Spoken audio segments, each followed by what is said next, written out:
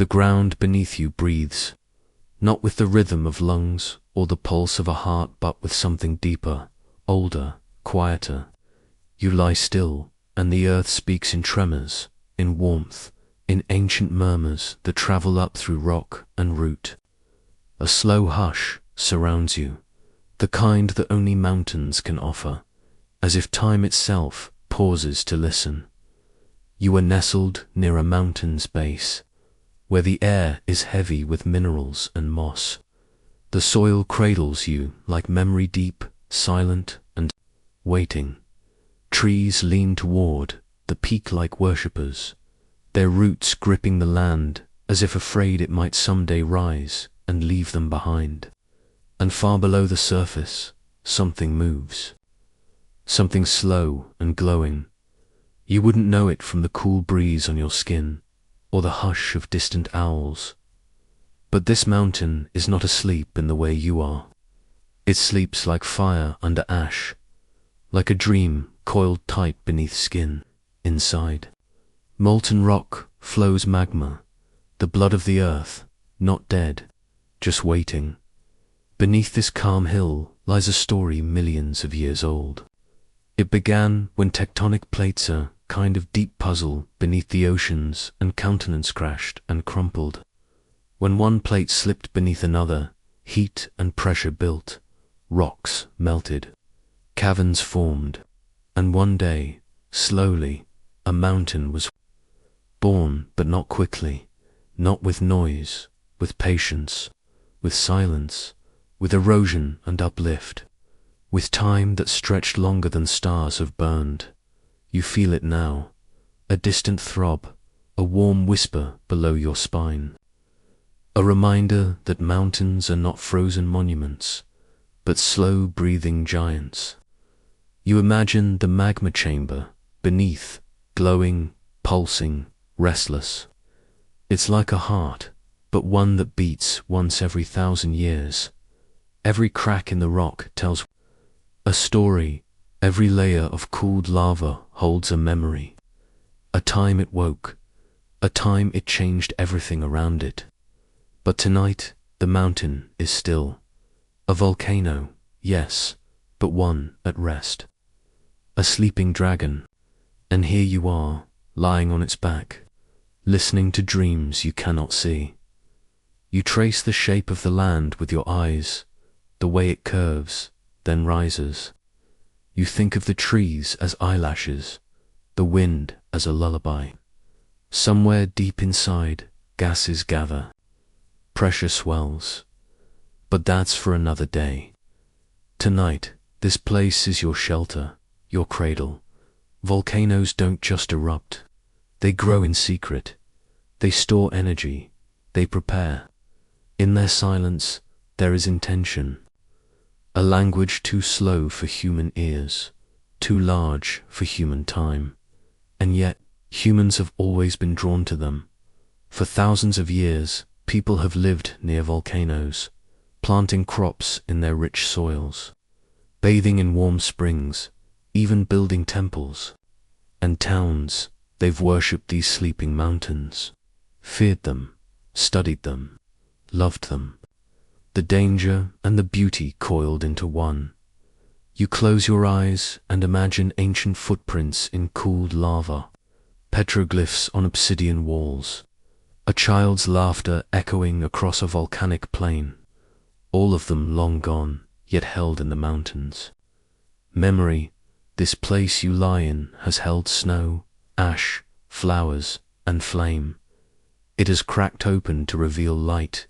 It has swallowed villages, and it has birthed islands. Volcanoes are both creators and destroyers, slow architects of the planet's surface. In the deep past, Earth was a fiery world. Volcanoes roared across continents, filling the sky with soot, lighting up nights with fountains of molten rock. Some of that fire still lingers inside mountains like this one. Inside the Earth's mantle, wrapped in silence and pressure, the crust you walk on is thinner than you imagine. Just a shell, really. Beneath it, the Earth is alive with heat. The mantle churns slowly, like soup on a low flame, moving countenance. Inch by inch, these flows are why the mountain formed, why it may one day rise again. You wonder, what is the sound of magma dreaming? Perhaps it hums, deep and long. Perhaps it sighs through vents and fractures. Scientists measure its restlessness through tiny earthquakes, rising gas levels, or the tilt of land. You imagine seismographs ticking quietly, measuring whispers, tools listening to what we cannot hear. Stillness is not the same as silence. This mountain is full of messages, and tonight you are part of that message. Lying here, you become an extension of the slope. Your breath matches the wind. Your thoughts drift with the clouds that hang low near the peak. You feel connected, not to danger, but to process, to transformation in its slowest form.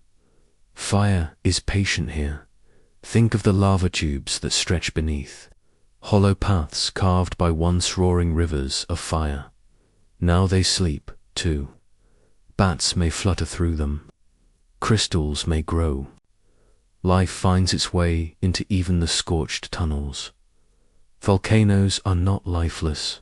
They are seeds of rebirth.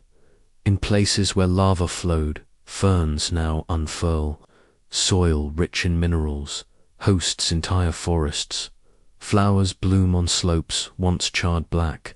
In Iceland, Hawaii, Java green grows from the ashes. You remember pictures of Mount St. Helens, its top blown clean off in 1980, a devastating eruption. And yet, just months later, life returned. Lupins, insects, birds. From silence came color again.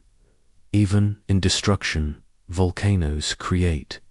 You shift slightly. The ground beneath is warm. Perhaps a thermal spring nearby. Water, heated from below, makes its way through cracks to the surface. You've seen such places, blue pools, steaming in the morning light. Water meeting fire, not as enemies, but as dancers. It's easy to think of the earth as static, but it isn't. Everything moves, though not everything hurries. Volcanoes remind us that transformation doesn't need speed. Sometimes slowness is power. You run your hand across a cooled lava stone. It's smooth, black, cold, but it came from fire. It traveled as liquid, danced with gravity, hardened mid-motion. You hold in your palm a moment of flow frozen in time, and so much lies still beneath. The crust holds reservoirs of molten possibility. Supervolcanoes sleep under lakes. Fumaroles hiss. Caldera walls rise and fall. But mostly there is quiet. You breathe in that quiet in Japan. People have long built shrines near volcanoes, not just out of reverence, but respect. The understanding that something so still could one day change everything.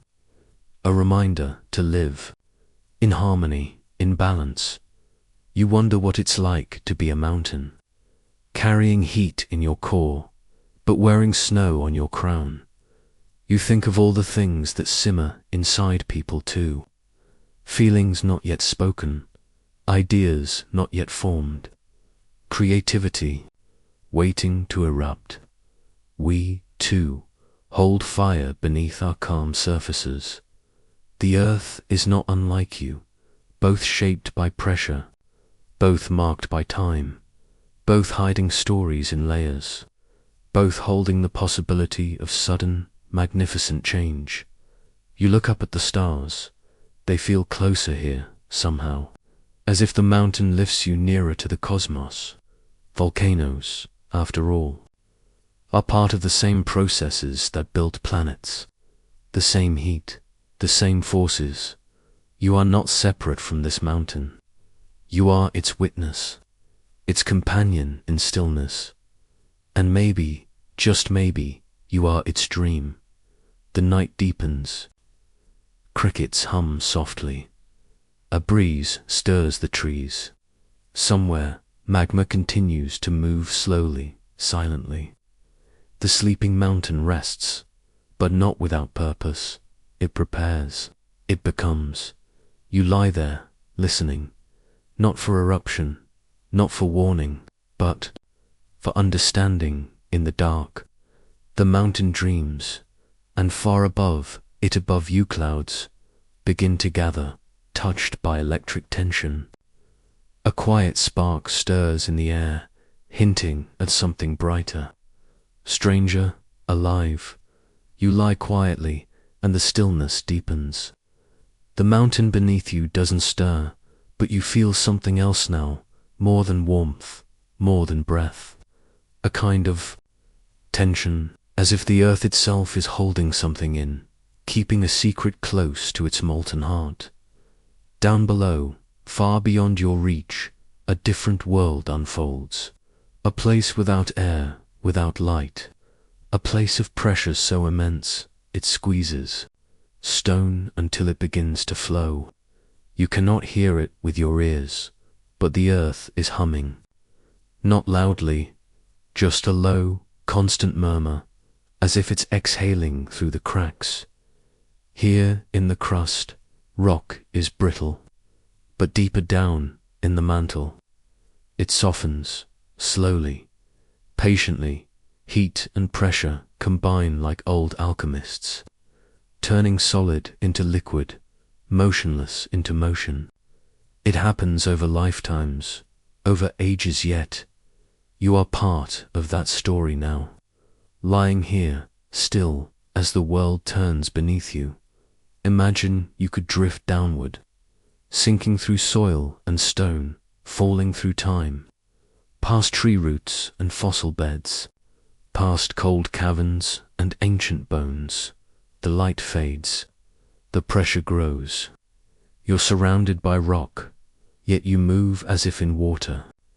And finally, you reach at the molten belly of the earth. It glows, not with fire, but with something deeper. A slow orange shimmer, magma, thick and glowing like honey left near a flame. It doesn't rush, it pushes, gently, steadily, upward. It seeks space, just as breath seeks lungs. You can't help but compare it to emotion, how pressure builds inside you, too. A feeling unspoken, a truth not yet ready to rise, until one day it must move. It must become something new. The magma gathers in chambers, pools of semi-liquid rock, born from the heat of Earth's core. These chambers are cradles of change. They rest beneath the mountain like hearts beating behind stone ribs. They expand with time, not suddenly, but slowly, imperceptibly. Every degree of heat, every tick of movement, increases the tension. Above them, rock stretches. It holds on as long as it can. It bends, bulges, arches upward. But nothing holds forever. The crust is not solid, not really. It's fractured, full of weaknesses and waiting. Scientists call them faults and fissures, but you might call them possibilities, paths, for what lies beneath to rise. You imagine the magma whispering to the surface, inching along these cracks. It doesn't always erupt in fire and fury. Sometimes it seeps, sometimes it cools before it breaks through, and sometimes it waits. That waiting is what you feel now, that deep, slow breath being held. There are signs, of course, signs that pressure is building. The land lifts a little. Gases rise, sulfur, carbon dioxide escaping from unseen vents. Tiny earthquakes flicker through the bedrock like muscle twitches beneath skin. The earth is trying to release something. You open your eyes and feel it differently now. The mountain is not just resting, it's preparing. The way an artist might sit quietly before the first stroke of a brush.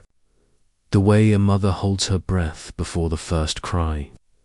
The moment before transformation in Italy at the base of Vesuvius. The land has told stories like this before. Before the eruption that buried Pompeii, there were tremors, sulphurous smells, even dry wells as underground water was displaced. But people didn't know how to listen. Or perhaps they didn't want to. Pressure speaks in a language that requires patience to hear. The earth holds in its belly the fuel of rebirth and destruction alike. It doesn't decide between the two. It simply does what it must. Magma must rise when it can no longer stay where it is, and yet there's beauty in that inevitability, like a star that swells before it dies, like a river carving its way through canyon walls. The world reshapes itself through pressure, through time, through slow and necessary motion. You picture the mountain as a great lung. It inhales the weight of stone, heat, and silence. It holds it, and somewhere deep inside it begins to exhale, not with wind, but with movement. That first motion is gentle. You wouldn't notice it from above. Just a subtle shift, a rounding of the slope, a quiet pulse in the ground. But the magma is already on its way, rising like memory.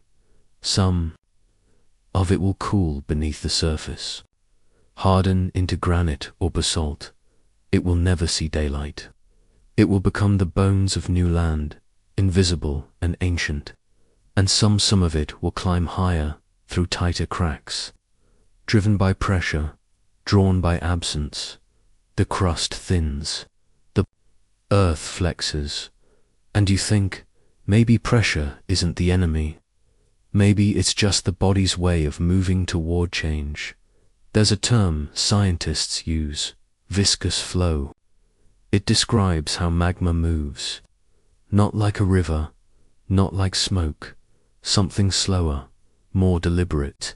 You can feel that in your chest now, as you lie against the mountain's flank. That sense of a force not rushing, but insisting. A heat that cannot be ignored. Your thoughts turn to lava domes, those strange, bulbous shapes that sometimes form when thick magma rises, but doesn't quite explode. They grow slowly, like blisters. And even they, over time, can rupture when the pressure becomes too much. Stillness is never truly still. It's only the pause before something begins. You remember stories of volcanoes that gave no warning, of islands where the sky turned black in moments. But those were rare. More often, the signs were there, hidden in swelling slopes, rising heat, gas escaping in invisible clouds. The earth tries to speak, and when it cannot speak, it acts. You touch the ground and try to imagine that force, thousands of tons of molten rock pressing upward with quiet patience. You wonder what shape it will take if it reaches the surface. A fountain, a flow, a sudden light in the sky. Or perhaps it won't reach the surface at all. Perhaps it will stay beneath, reshaping the world from within. That's the mystery of pressure. We feel it, but we don't always know what it means. We wait, we watch. We listen for what comes next. Above you, the clouds begin to gather. A new tension forms in the sky, mirroring the one beneath your back. The air feels charged now, as if the mountain's breath has drifted upward, meeting a different kind of energy. Lightning, too, is born from pressure, from collisions between rising warmth and falling ice, from motion and imbalance, from forces that cannot remain silent. And so the world above you begins to mirror the one below, earth and sky, both gathering weight, both holding their breath. You rest there between them, a listener, a witness, caught in the calm before two storms. You realize this is how the earth speaks, through swelling mountains, through trembling stones, through heavy skies, through pressure, and as the wind begins to shift, carrying the scent of ozone and ash, you know something is about to awaken, not with rage, but with rhythm. With purpose, what rises from the earth does not rise alone. It reaches toward the storm. You feel it first as a tremble beneath your spine, soft like a sigh, then a second deeper, slower, a pause, then a push. The mountain is moving. What was once still now leans forward, subtly, like a sleeper shifting before waking. It doesn't roar yet. It breathes. It stretches. Deep below, the magma that has waited for centuries begins to rise, threading its way upward like light through water. Pressure has become motion. You open your eyes. The air is different now. The animals know it too. Birds have flown off. The trees hold their breath. The insects pause, mid-chirp. It's not panic. It's recognition. The earth is about to change its shape. And you, lucky, quiet witness, are here for the moment when stillness becomes release. Eruptions don't begin with fire. They begin with a crack, a weakness in stone, a part of the mountain that yields to what rises. The magma, once hidden, pushes into this fault, eager to become more than potential. It wants to be seen. Gas rushes out. First carbon dioxide, sulfur dioxide, steam bursting upward in invisible clouds. The earth exhales. And then, like the throat of a singer opening for song, the mountain tears. The surface fractures, not violently, but with a deep, slow stretch. The first explosion is not light, but sound. A dull boom, like thunder through the bones. It rolls over you, not sharp, not piercing, just deep and wide, as if the sky and soil have become one drum, and then ash rises like smoke from an ancient fire. But this is no ordinary smoke. It's powdered stone, shattered glass, pulverized earth. It floats upward, forming a towering column that reaches for the clouds, taller than cities, darker than storm. From far away. It looks like a tree made of shadow.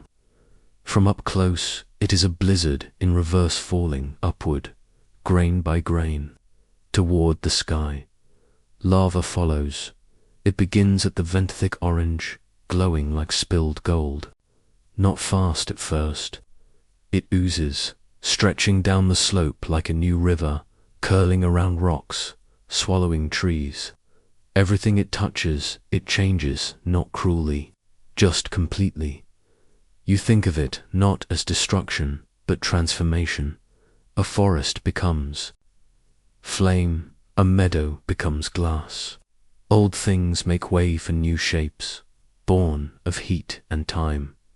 And yet, there's rhythm here, a choreography. The eruption doesn't just happen, it performs. The ash rises in pulses, like breathing. The lava spreads, in spirals and arcs. Even the sounds, booms, hisses, crackles follow patterns. It is chaos woven into song from a high place. You can see the full shape of the eruption. The plume casts its shadow over valleys. Lightning flickers within the ash cloud, born from the clash of particles and charge. The sky glows in pulses brief, electric veins flashing in the belly of the dark column. This is volcanic lightning, born not from storm, but from collision. Ash grains rub together, trading electrons. Friction builds. Then a spark, and another. The mountain, it seems, is not only glowing, it is thinking, remembering its charge. Even the air feels alive. The ground shakes again, this time sharper, like a shout. Pyroclastic flows spill down the mountain's sides fast, searing clouds of gas and debris. They are swift, silent killers, hugging the ground at terrifying speeds, carrying the breath of the volcano wherever they go. You watch them from afar, and though they are fierce, there is no hate in them. Only heat, only flow, only the natural path of what has long waited to move. The trees vanish beneath their weight. Rivers boil, stones crack, but even here there is awe.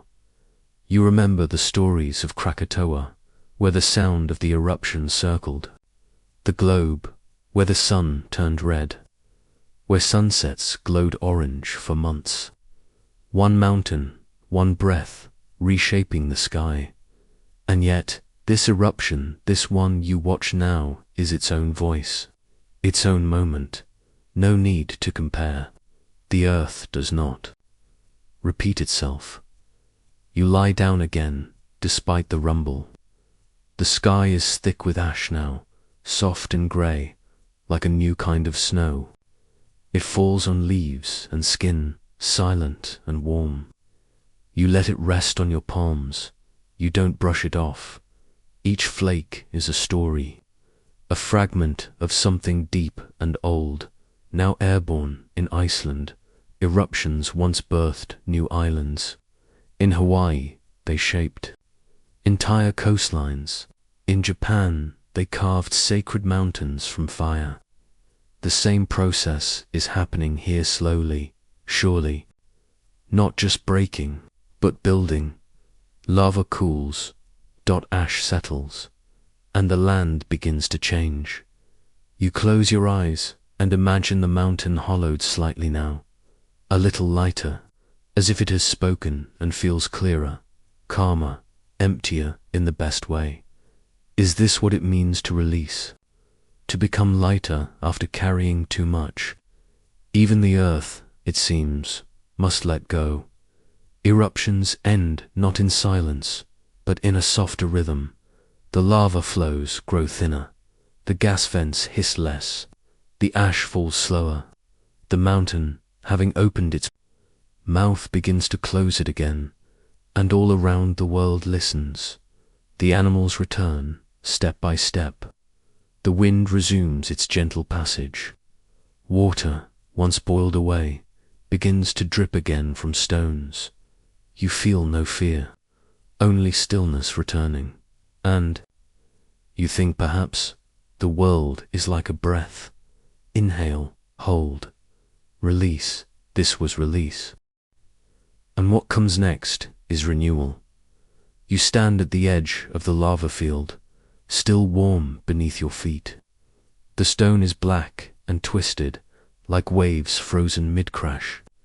The surface cracks as it cools. Steam rises in thin spirals.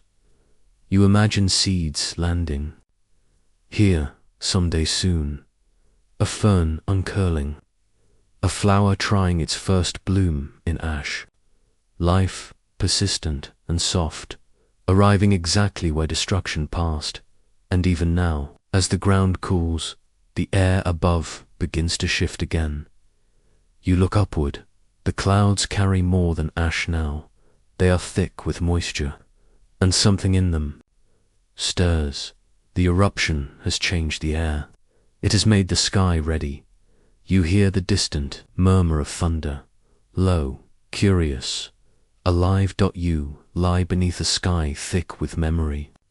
The air holds a new kind of weight, no grainy, tinged with sulfur, soft as sifted flour. The eruption has quieted, but above you something lingers. Not fire, not fear, but charge. Ash drifts and spirals, riding the rising heat like feathered ghosts. Each particle, tiny as dust, carries a trace of energy. They've been flung high by the mountain's breath, and now they climb, grain by grain, rubbing, colliding, stirring the sky into something electric. You didn't know ash could do this, that it could rise so far, so fast, and become something more than earth undone. But here it is, a column of dark, pulsing possibility. Volcanoes make their own weather. You've heard the phrase before, but now you feel it. You see it. How the plume stretches 10, 20 kilometers into the troposphere, maybe higher, carried by heat, by motion, by invisible forces eager to paint the sky with something stranger. Then cloud, up there, the ash is cold. The warmth that launched it fades, and ice begins to form around the particles, tiny frozen jackets clinging to stone and glass.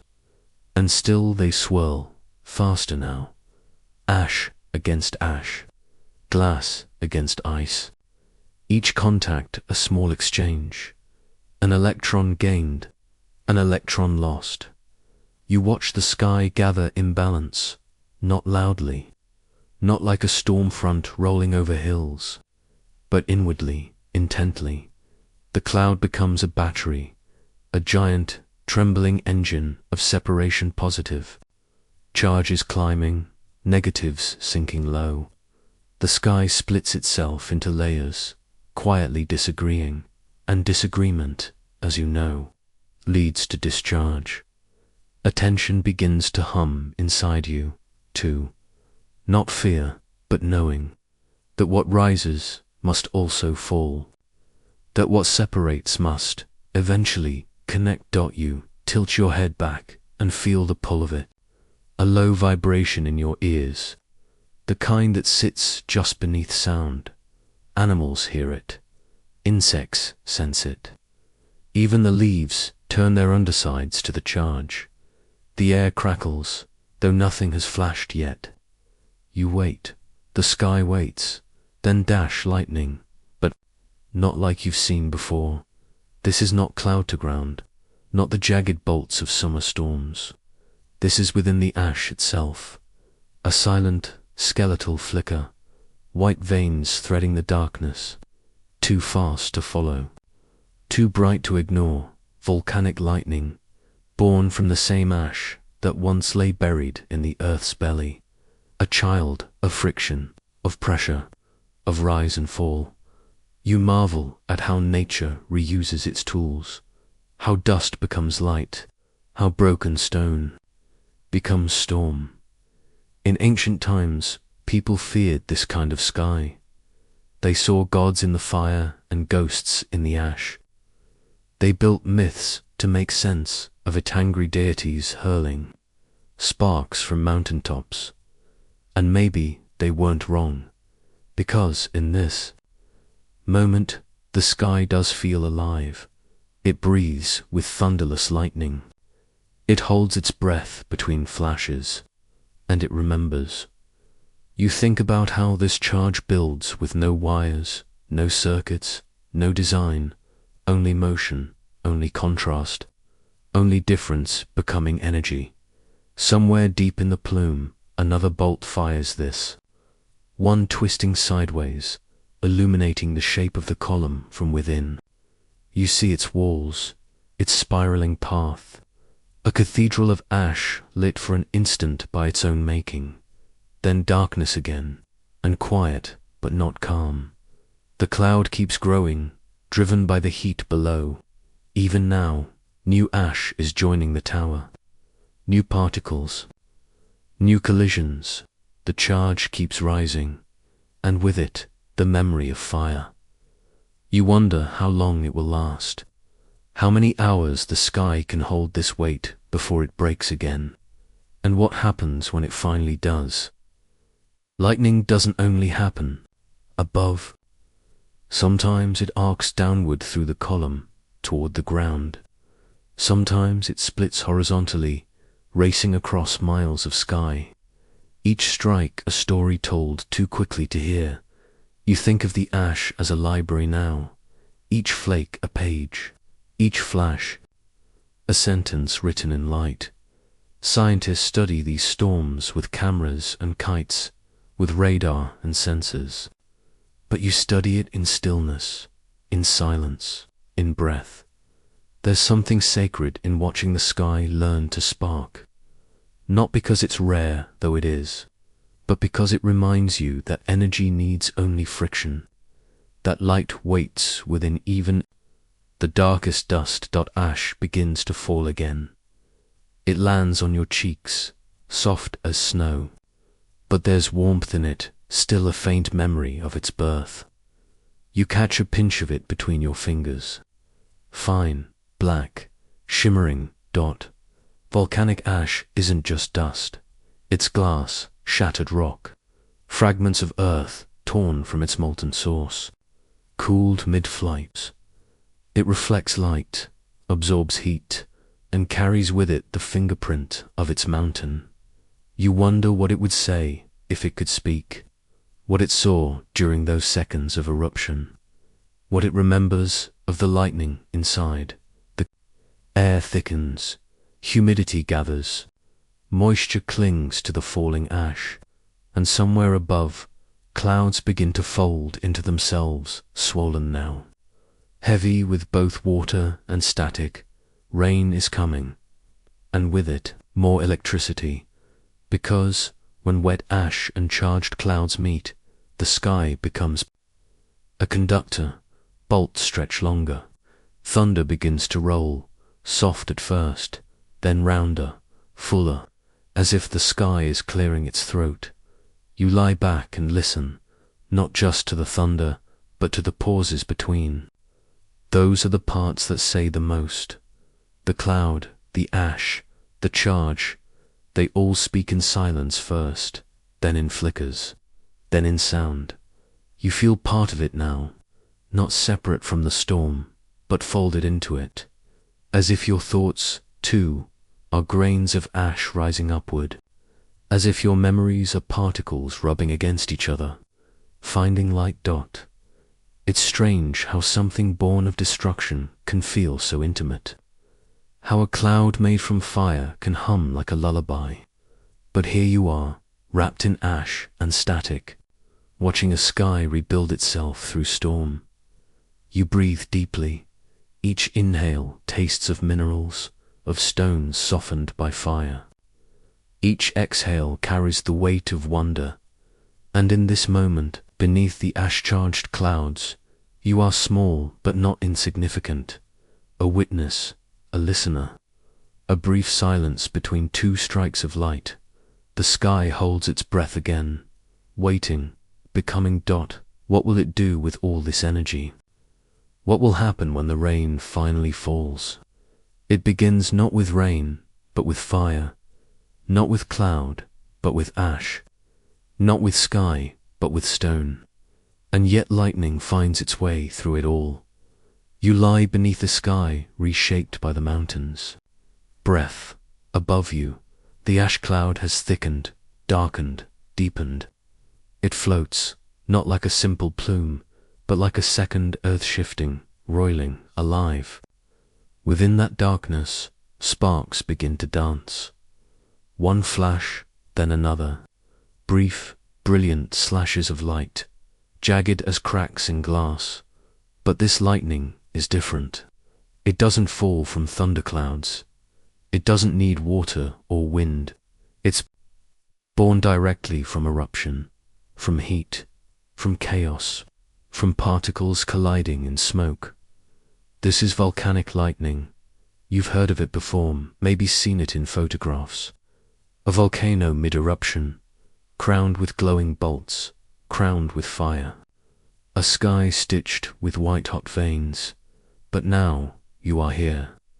You are inside the stillness that comes between those flashes, and it feels like being inside the mountain's thoughts. Each bolt seems to carry more than Charged carries memory.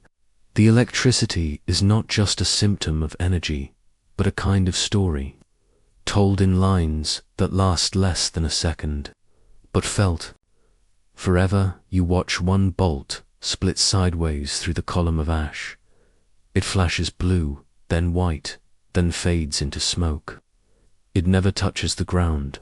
It doesn't need to. Its work was to appear, to speak, and to vanish. Scientists say it's caused by triboelectric charging, when ash particles grind and bump against one another in the updraft, like feet shuffling on carpet, like static crackling from wool. Only, here, It's amplified by heat, by speed, by scale. Ash climbs faster than a hurricane wind. Each collision strips or gifts an electron, charge, builds, then dash release. 100,000 volts, born in silence, discharged in light. You wonder if the earth is reminding itself of its power, or maybe it's reminding you. Lightning usually comes from clouds swollen with water, but this kind comes from stone turned to dust. It comes from deep below, from places untouched by air. It's Earth's electricity, Earth's breath in spark form, and it doesn't follow the rules of the sky. You begin to notice a pattern in the chaos. Bolts often follow the contours of the rising ash, some dart upward, some snake outward, some loop in strange curls before blinking out. It's as if they're drawing the edges of something invisible. You close your eyes. For a moment, you listen only to the space between flashes, a hush, then a flicker, then hush again. There is rhythm here, like breath, like pulse, like a language, too quick for words. You imagine tracing a bolt backward, down through the ash, through the pressure, back to the magma that started it all, back to the belly of the earth, where heat was stored, where gases waited, where tension brewed. From there, the story rises, magma surging, venting, shattering the crust. Ash thrown into sky, particles clashing, friction, charge, and finally, light. It is not destruction, it is sequence, unfolding, becoming. You remember how the ancients saw lightning as divine, a sign from gods, a tool of judgment, a gift of warning, and maybe they weren't wrong. There's something sacred in the way the sky glows without rain, in the way light forms without cloud, and unlike other storms, this one burns from the ground up. Its roots are fire, its branches are smoke, its fruit is illumination. A new bolt slices through the sky, lighting the landscape in momentary silhouette. Trees flash into visibility. The jagged peak of the volcano is carved in white. Even your own shadow is outlined then gone. The silence afterward is louder than the strike, as if the earth, too, is absorbing the memory. There's a name for the kind of lightning that doesn't reach the ground, cloud to cloud or intracloud. But in a volcanic eruption, those terms become strange, because the cloud is not just vapor, it's not spawn, it's made of earth. So maybe this lightning isn't from cloud to cloud. Maybe it's from memory to sky, from breath to flame. You imagine the ash cloud as a living circuit, constantly rearranging its wires. Each bolt, a spark of reconfiguration, and then a thought. Maybe the lightning isn't just reacting to chaos. Maybe it's helping to order it, to reorganize the electric fields, to settle imbalance, to bring the sky back to stillness.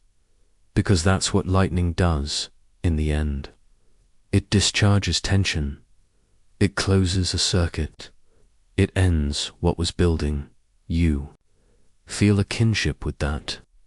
How sometimes, in your own life, something has to flash, a word, a decision, a moment of truth to restore balance, to clear the air, and like volcanic lightning, those moments don't come from calm.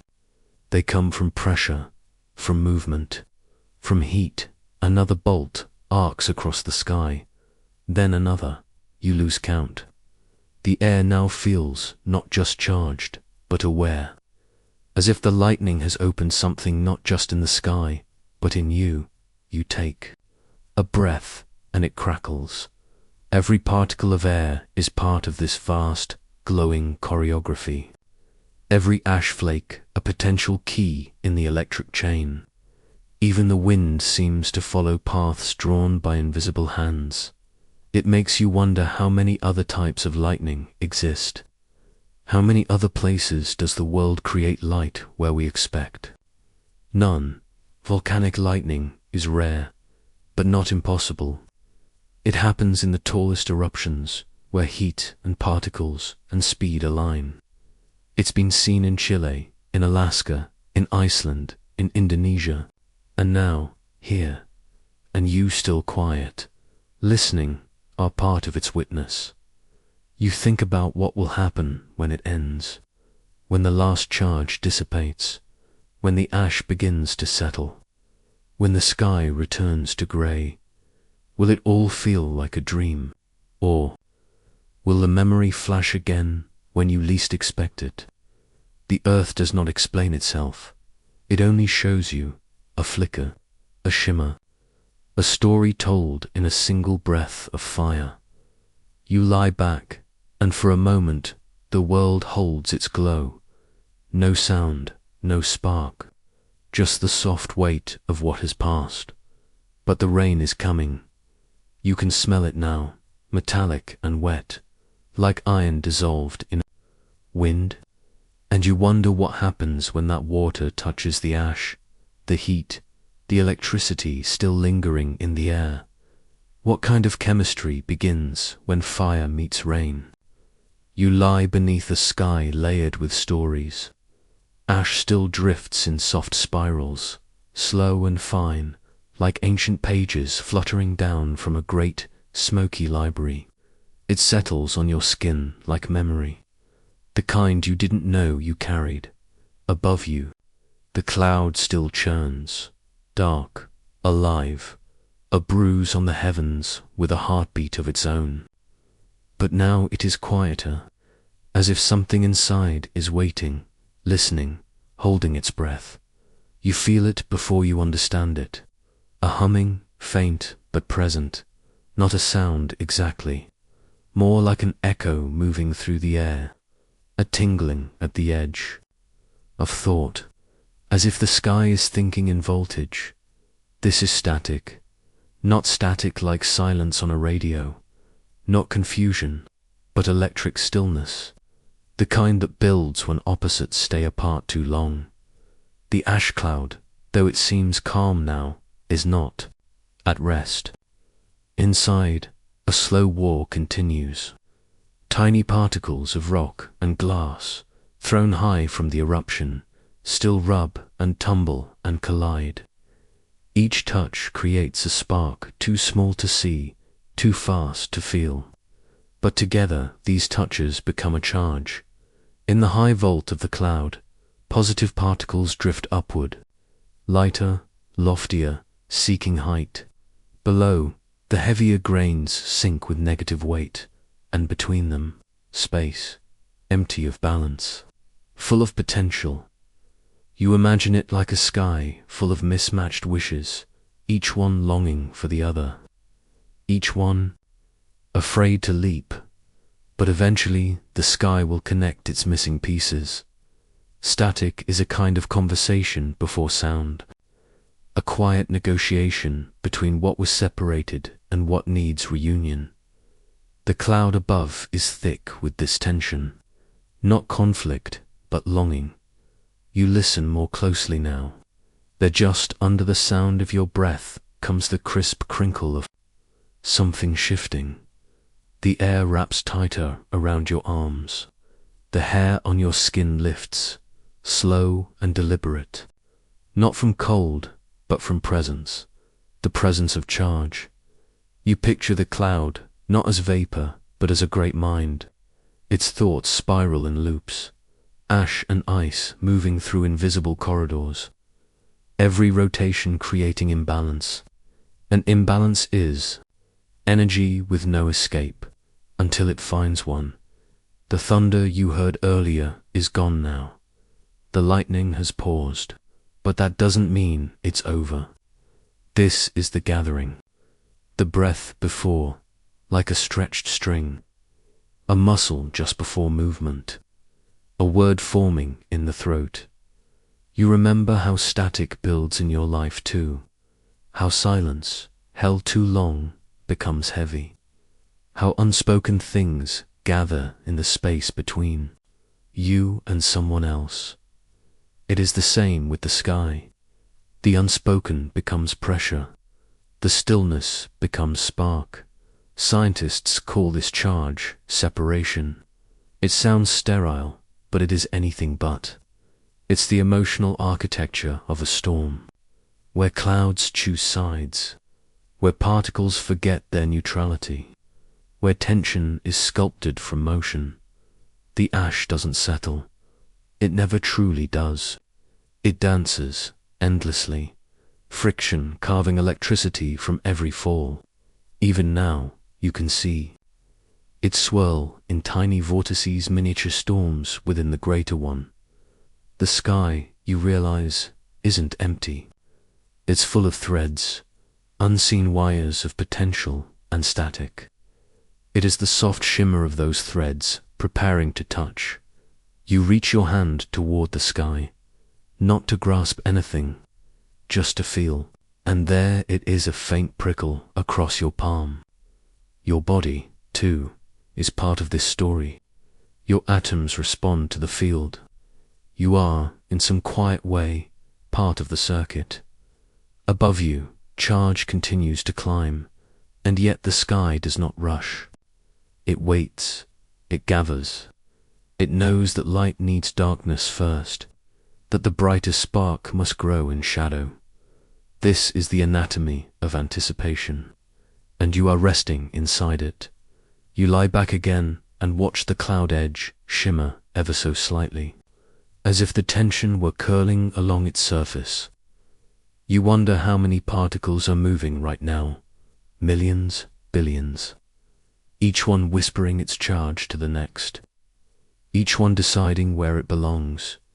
You imagine following a single ash grain, rising in the updraft, bumping into others, gaining a charge, then falling back down, carrying its secret. A grain of glass with a silent spark. Multiply that by thousands, and the sky becomes a field of matches. Not yet lit, but waiting. Static doesn't need flames. It is its own form of fire, you think. Of the creatures that live in volcanic regions, the birds that nest in warm ash, the insects that hover near steam vents, the plants that grow in soil born from eruption. Do they feel this charge too? Do their feathers lift, their wings hum? Maybe they've adapted not just to the heat, but to the tension. Because here, in this sky, the laws of storm are rewritten. This isn't weather as you've known it. It's not shaped by temperature alone, but by memory, by friction, by the breath of the mountain beneath. The eruption has changed the sky, not just in color or scent, but in structure. It is now a chamber of waiting, a vault of spark. You can almost hear it now, not thunder, but that soft, crisp crackle of potential, the kind of sound your sweater makes in winter, the kind of air you feel before a balloon snaps, but vast, endless, whispering across the atmosphere. You wonder, what would the sky say if it could speak before it sparks? Would it whisper an apology? Would it sing, or would it simply let the static become lightning? You wait, and so does the sky. Every second now, more charge gathers. The cloud thickens again, not with ash, but with imbalance. It is a strange kind of beauty, not in what has happened, but in what almost has, not in fire, but in the shape of a match just before it struck.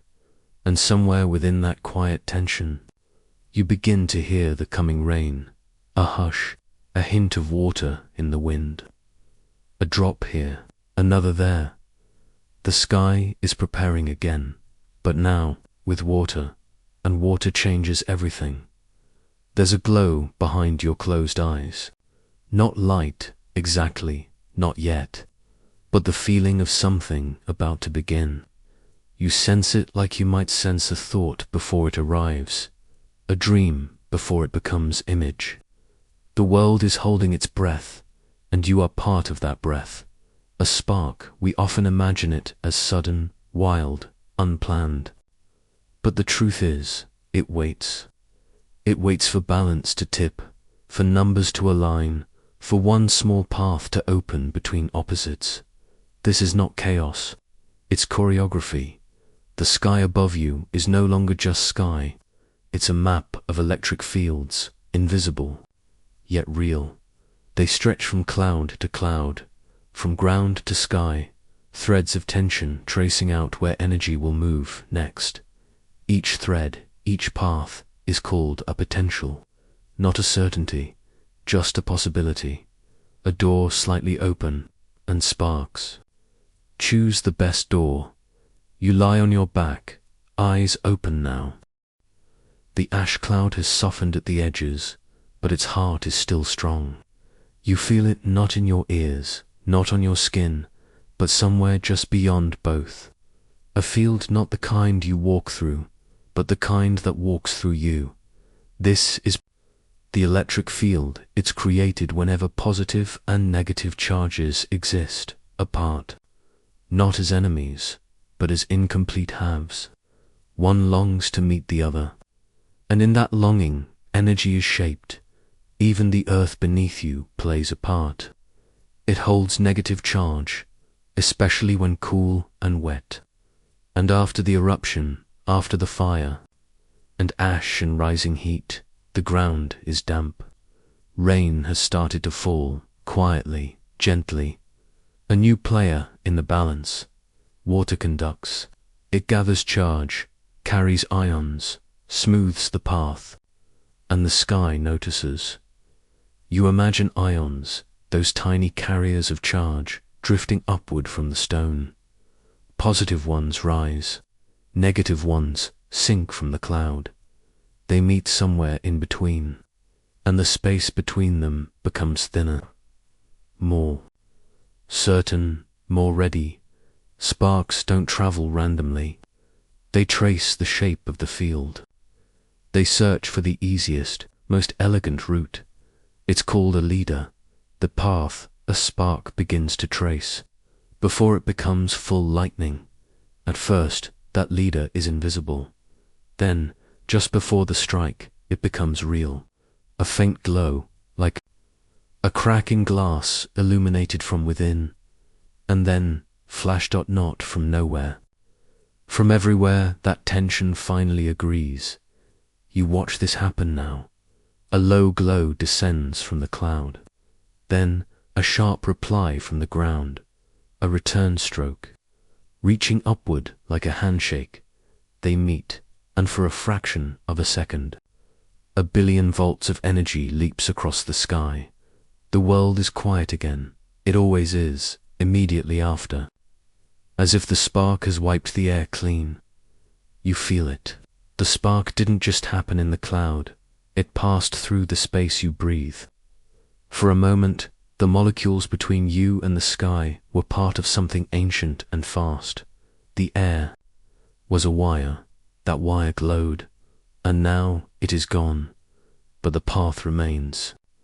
A ghost of heat and rearranged electrons, curling slowly back to stillness. You close your eyes again, and now you see the spark not just as flash, but as solution, as answer. All that friction, all that tension, releasing itself in a single, bright decision. It reminds you, science doesn't make things less magical. It makes the magic more precise. The spark, in its heart, is math. It is about thresholds, about gradients, about where the field is strong enough to pull the electron free. It is the story of motion told in units of potential difference. We call that voltage. You think of the first scientists who tried to measure lightning, with glass jars, with kites in storms, with trembling hands and ink-stained notebooks. They knew the spark meant something more than just light. They knew it was a message, not from the gods, but from nature itself, speaking the language of numbers. A bolt of lightning lasts for less than a second, but it contains patterns, steps, return strokes, stepped leaders, recoil currents, each one traceable, knowable, and yet, when you see it, when it dances across the sky, you don't think of steps, you think of wonder. That's the paradox. You can break it down into data, but you can't break it apart from awe. You lie still. Rain taps gently now, cooling the stone, sinking into the charred earth. The ash turns to mud, and somewhere within that mud, charged particles rest, waiting for their next journey. Electricity doesn't disappear. It moves. It changes form. It heats the air, lights the cloud, triggers the chemical loops of life and decay. Even in this moment, lightning's residue is stirring something new. Plants will grow here again, nourished not only by minerals, but by the elements stirred loose by spark. Nitrogen fixed by lightning will enter the soil, a gift from a bolt, a thread of light feeding, roots to come. And so you see, the spark is not just a symbol of violence, it is a beginning. The science of sparks is not only voltage and current, it is transformation. It is the first chapter of a new kind of balance. You watch another bolt flicker across the sky, this one quieter, as if the storm is growing tired or thoughtful. You wonder what the world would sound like if you could hear the equations behind every spark. If you could trace the geometry of its leap, its search for ground, its arc of least resistance.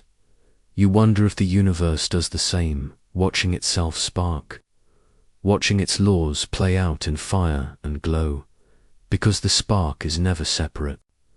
It's always between ash and air, between silence and sound, between one state and another, and you are here, between two, between knowing and wondering, between stillness and motion, between rain and what it brings. The storm is almost done now. You can feel it, but the ground is still warm. The sky still carries the hum of energies passing, and beneath the surface, new currents begin to stir. You lie at the mountain's feet, but the mountain does not sleep. Its breath curls skyward, slow, heavy, and full of stories still unfolding. The ash has settled in places, but the air above still churns. Not from the sea, not from passing wind, but from the mountain itself. Most storms begin elsewhere.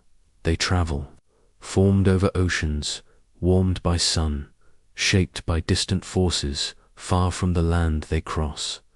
But some storms are born in place, birthed, not by weather, but by heat, altitude, and breath. This mountain, still warm at its core, exhales more than vapor. It creates, it stirs air, moves clouds, and writes its own sky. You breathe with it, slow and steady. You feel the subtle shift of pressure around your skin, the way air thickens before it climbs.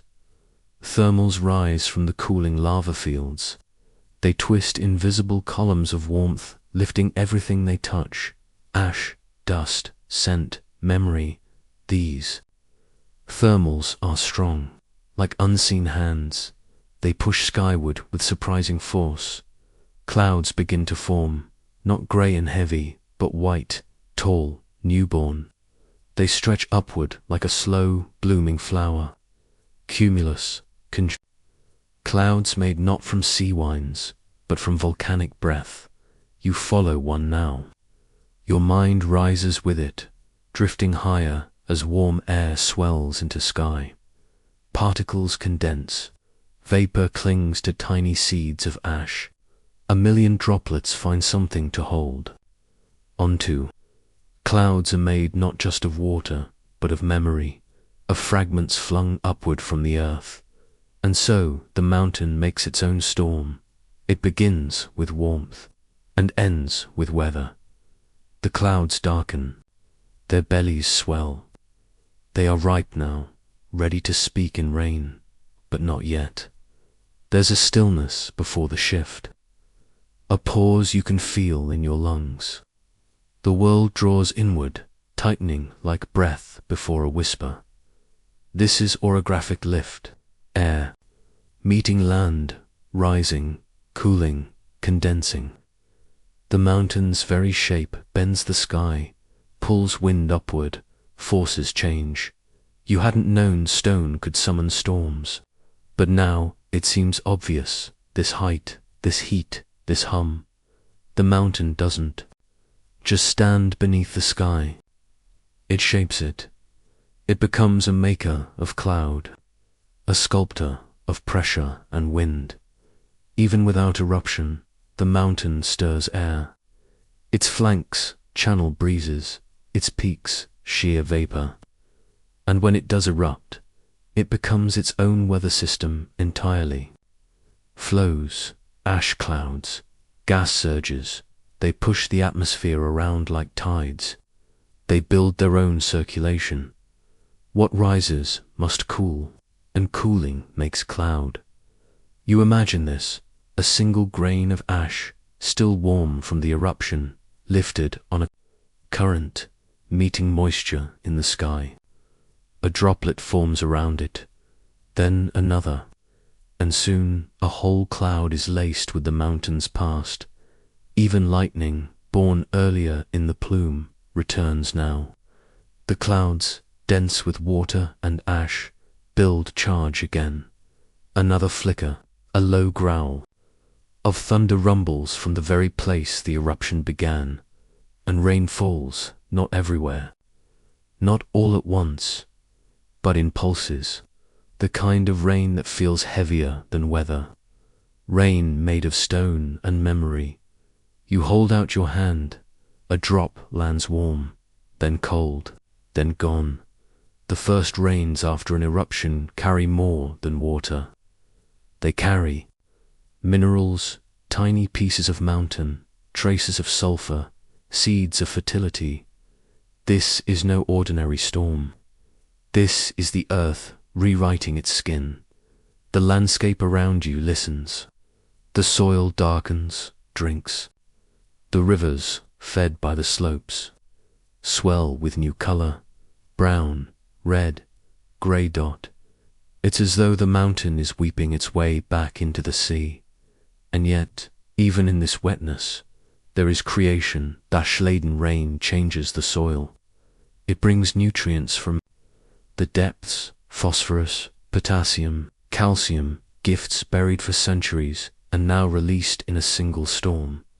You think about how forests grow from this, how fields will green again, how vines will one day wrap around stone that once burned.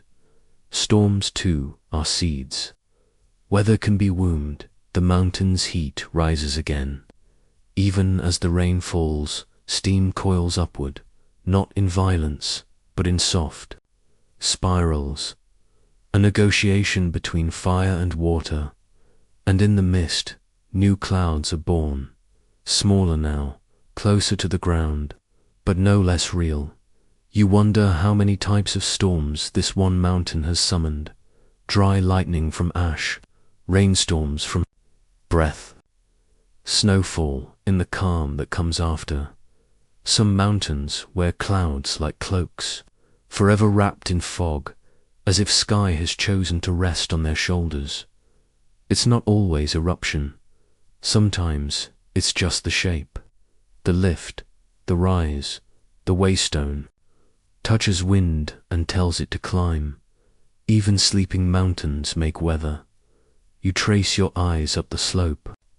Steam curls around the peak like smoke from a candle just blown out. And above it, clouds, not drifting in from elsewhere, but forming right here. Present, new.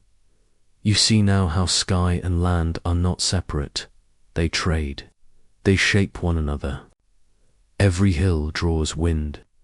Every valley catches rain, and the mountain, it is both sender and receiver, a transmitter of heat, a receiver of clouds. This is the mountain's language, not spoken, but breathed, not heard, but seen.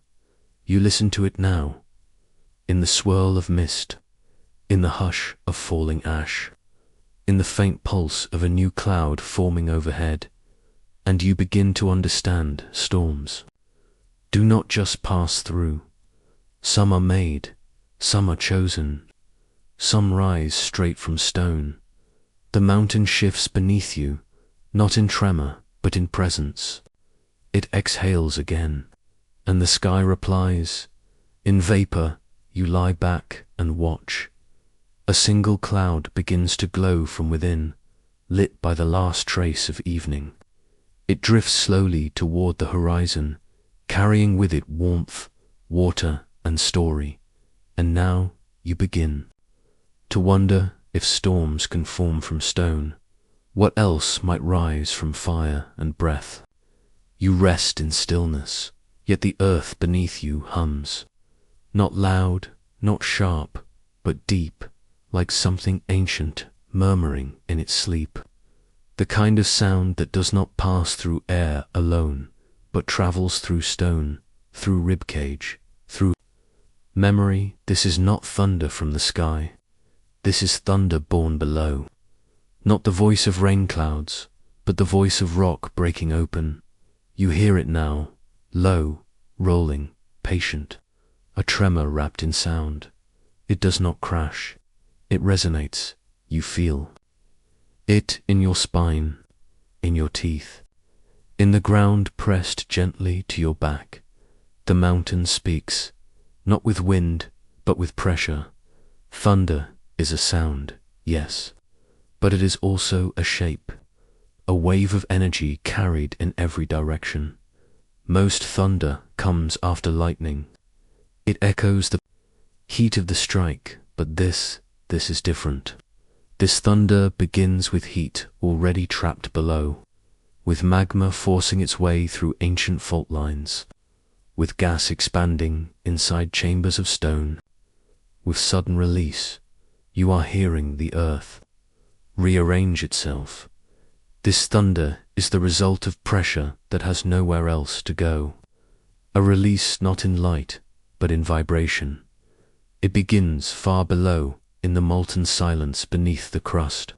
There gases build, heat collects, minerals melt and shift like dreams liquefying at dawn. The earth does not scream, it rumbles. It sighs through stone, and when the pressure becomes too great, it finds cracks, weak places where it can whisper upward, and as it moves, it makes sound, not in one burst, but in a series of rolling conversations, a harmonic made from fracture. Volcanic thunder is slower than storm thunder, more spacious, more rooted. It's shaped by terrain, by the hollows of calderas, the height of peaks, the chambers beneath. It doesn't just roll through air. It vibrates through mountainsides, echoes down lava tubes, trembles through forests and rivers. You imagine being a bird, perched on a branch a mile away, feeling the branch shake beneath your claws. You imagine being a worm beneath the soil, as sound becomes tremor, and tremor becomes instinct to move, to dig deeper, to hide. Because this thunder means change. It means something beneath the surface is shifting. Even silence holds its memory. You notice, after each rumble, a stillness that feels charged, not empty, but full of waiting, as if the ground is listening.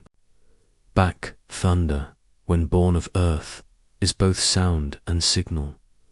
It tells nearby life what is coming. It warns, it sings the arrival of ash, the swelling of ground, the breath of fire rising upward. Not all eruptions bring thunder, but when they do, it is not just noise. It is structure. The air bends, the land trembles, The body of the volcano becomes an instrument. Its throat opens. Sometimes what you hear is the explosion itself, gas releasing violently, rock tearing free. Other times, you hear only the aftermath, a wave of air pushing outward from something already changed. You begin to hear rhythm in it now. There's a pattern to the rolls, a tempo. 1, 2, pause, another, pause, then 2 at once, like breath, like heartbeat, and you wonder, is this the pulse of the mountain? It's slow, seismic language. Geologists call this infrasound, sound so low, you feel it more than hear it. Elephants use it to speak across miles. Whales, deep in ocean trenches.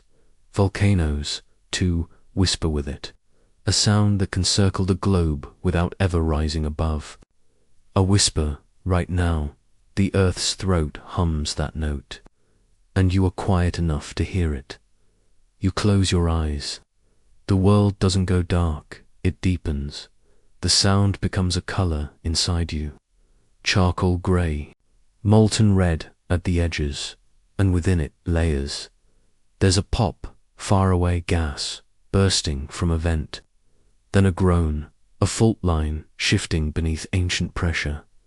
Then something like a growl, the kind you hear when an animal is unsure. Half warning, half breathing, and then stillness again. But you know the stillness is part of the song, not an ending, a space for the next note. Even silence becomes a kind of thunder. When you know what preceded it, you begin to sense the shape of the chamber below, not by sight, by echo. The way sound changes depending on what holds it. A wide dome vibrates differently than a narrow tube.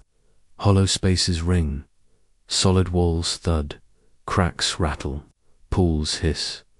The volcano has its own acoustics, a unique voice formed by molten geography. You lie there, cradled in the ear of the mountain, and you listen, not just for danger, but for meaning, for texture, for the shape of motion inside the earth. It is not chaos, it is not rage, it is a rearrangement, a rebalancing, a molten recalibration of forces older than air. Somewhere deep below, a new pocket of gas expands. A new surge of magma slips upward, seeking a vent, and that motion, silent in the dark, will soon become sound. You will feel it in your bones before you hear it with your ears, and then it will roll outward, gently at first, then fuller, a wave, a voice, a signature thunder from the throat of earth, a sound not of weather, but of being, a sound that speaks in pressure and time. You listen, and the earth speaks back, not in words, in resonance, in depth, in long, low vowels of stone. And as that voice fades into hush, you feel something else begin to stir, not above, not below, but beneath the very crust of the world.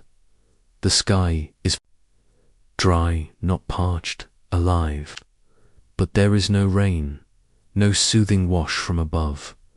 The clouds here are not born from ocean breath. They rise instead from fire. Ash drifts upward in slow spirals, dark, delicate, as if the earth is exhaling ancient secrets. Each grain of ash carries heat, memory, and the charge of friction. You lie quietly and listen, and then a crack, sharp, immediate, the kind that feels faster than thought. Lightning, but where is the rain? The sky gives no water, only light, only sound. The flash carves the air like a signature, not from a thunderstorm, from the plume of a volcano, volcanic lightning. It comes without warning, from clouds that form not from condensation but combustion. Ash that rises carries minerals, gases, warmth, and charge. As particles collide mid-air, they transfer electrons. Some become positive, others negative. Opposites pull apart, separating in the rising swirl of the eruption cloud. And soon, the sky above you becomes a living field, one edge hungry with charge, another full of its opposite. The air in between holds tension like a string pulled tight, and when that string can hold no more, it snaps. It shines. The bolt you see is not born of rain clouds, not from moist updrafts or ocean-fed convection. It's born of fire. This is lightning without rain. You watch it again. A second flash, then a third, dancing across the sky like silver vines. Each bolt threads its way through ash, illuminating the darkness from within. You imagine the path of a single spark, how it searches, zigzagging through dense ash, finding the path of least resistance. It does not know direction. It only knows potential, from the charged edge of one ash plume to the waiting tip of another. The lightning leaps. You realize fire doesn't just destroy, it builds tension. It engineers light. This isn't rare. It isn't a fluke. It's a pattern, a result of known physics. But even so, it feels like watching the sky remember how to breathe flame. You wonder what ancient people thought when they saw lightning in dry skies. No rain, no clouds from sea, just fire and light. Did they think the gods were answering? Did they hear messages in the cracks and rumbles? Did they name these bolts after anger or warning or birth? Even today, we watch them with awe. Volcanic. Lightning is not just science, it's spectacle, rare and beautiful. But here, in the hush after eruption, it becomes something softer, not explosive, rhythmic. You count the seconds between flashes, 1:2. Another flicker, the sky crackles softly, like a fire remembering itself. There are no drops, just sparks. You breathe slowly. The air tastes of minerals, smoke, and energy. And still, the sky speaks. Lightning without rain teaches you something. That light can arrive without water. That storms are not always shaped by clouds. That fire can carve silence into brilliance. You imagine standing inside the plume, your body made of ash, rising, spinning. Around you, electrons scatter. Tiny charges leap from particle to particle. Each collision builds possibility. Each movement lays the groundwork for the strike. Eventually, the charges separate far enough, and the air cannot hold them apart. The resistance breaks. The air becomes a conductor. And in that moment, what was invisible becomes seen. That is lightning. A moment of clarity in a sky that had only hinted, even though it's dry, even though there's no rain to soften it, even though the clouds are not clouds at all, only ash, only breath, only heat. It is enough. You lie back, feel the ground warm beneath you. The air is charged. Each strand of hair on your arm lifts gently, not from wind, from energy. You close your eyes. Let the flashes paint your vision. Each one a brief sketch of brightness behind your lids. You drift with them. Let them pulse like a heartbeat. Let them tell you, light does not require permission. Only a path. The ancients were right in one way. There is meaning in this. Even when the sky is dry, it still remembers how to speak in flame. Even without clouds, the world finds a way to shimmer. You wonder how often we wait for the right conditions. For water, for weather, for the expected shape of the storm, and forget that fire can speak on its own. Lightning without rain is a reminder. Not all things arrive in the ways we expect. Not all illumination is heralded by downpour. Sometimes light is born from ash alone. You listen again. The sound of the strike is not like thunder from rain clouds. It is shorter, crisper. The ash muffles it, wraps the sound in velvet. But it's still there, that whip crack of the atmosphere deciding. That instant when separation becomes connection. You breathe it in. The scent of ozone, the slight shiver of the land, the hush that follows each bolt, and you wonder what else burns upward, longing to be seen. What other storms rise dry but radiant. The lightning continues, but softer now, slower. The charge is dispersing. Balance is returning. You remain still, watching the sky begin to settle. The ash fall gentler now, as if soothed by the light it carried. You have witnessed something rare, a dialogue between flame and sky, a language that does not require rain to write its signature. The clouds begin to drift, the plume thinning, but the memory remains of light in dry skies, of fire-born storms, and beneath it all, the earth still stirs. Not finished, not quiet, something deeper now begins to shift. Not in sky, but in stone. You lie still as warmth brushes your skin. Not from sunlight, but from earth's own breath, slow and molten, like a memory rising from deep beneath thought. Lava moves across the land like a slow exhale. You watch its orange light pulse in the dark, not with fury, but with purpose. This is not destruction. This is unveiling. The surface cracks, and from the fractures pours something ancient, a liquid mirror of Earth's beginning. Lava is not just melted rock. It is movement, transformation, and story. Each flow carries the weight of time.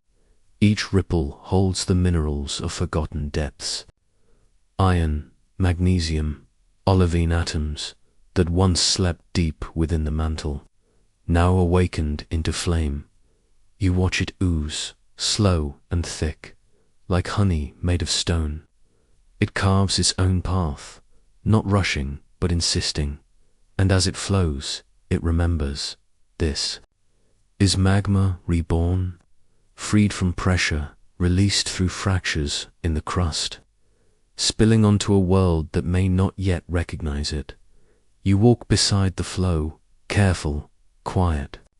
The heat radiates, but it doesn't burn unless you get too close.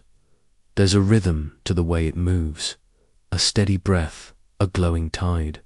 It curls, folds, rises, and sinks again. A slow motion wave of rock, remembering it was once liquid. You watch as it envelopes everything in its path. Stone crumbles, plants blacken, the ground hisses, but not in violence, in change. This is how new land is born. Lava flows not to end, but to begin. In each droplet, a billion years of history, elements forged in Earth's furnace now dancing across its surface, and still it carries more. Trapped within the flow are gases, carbon dioxide, sulfur, water vapor, the breath of the earth, released in curls of steam and smoke. You breathe it in gently, not to own it, but to understand. This is the scent of creation. The minerals you see glowing now will one day cool into solid shapes: basalt, obsidian, pumice. The black rock beneath your feet, perhaps it came from a flow like this 1,000 years ago or more. Lava does not forget. Its path becomes permanence. Its heat becomes structure. Its glow becomes memory. You lean closer, watching crystals form as it cools. Tiny structures, geometric dreams, like snowflakes made of fire. The flow slows. It thickens, its surface beginning to wrinkle. A crust forms, still soft, still red underneath, but hardening. becoming something new. Even in stillness, lava speaks. It tells of pressure, depth, and time. Sometimes it moves in rivers, smooth and ropey. Foiho, the Hawaiians call it, like braided strands of heat. Other times it churns and breaks. Ie, jagged, clinking, sharp. Each step across it feels like walking on shattered glass. Both are lava, both are valid. Two expressions of the same inner fire, and deep within this fire you glimpse something more. The beginnings of land, of soil, of life. For what cools will crack, and what cracks will welcome water, and what welcomes water will one day grow green. You imagine a fern unfurling in a crack of black stone, the first root to grip new land, the first seed to taste the mineral-rich soil born from this very glow. Lava's heat is temporary, but its gift, the landscape it leaves behind, endures. You step back now, feeling the night press in. The flow continues, but slower, more thoughtful.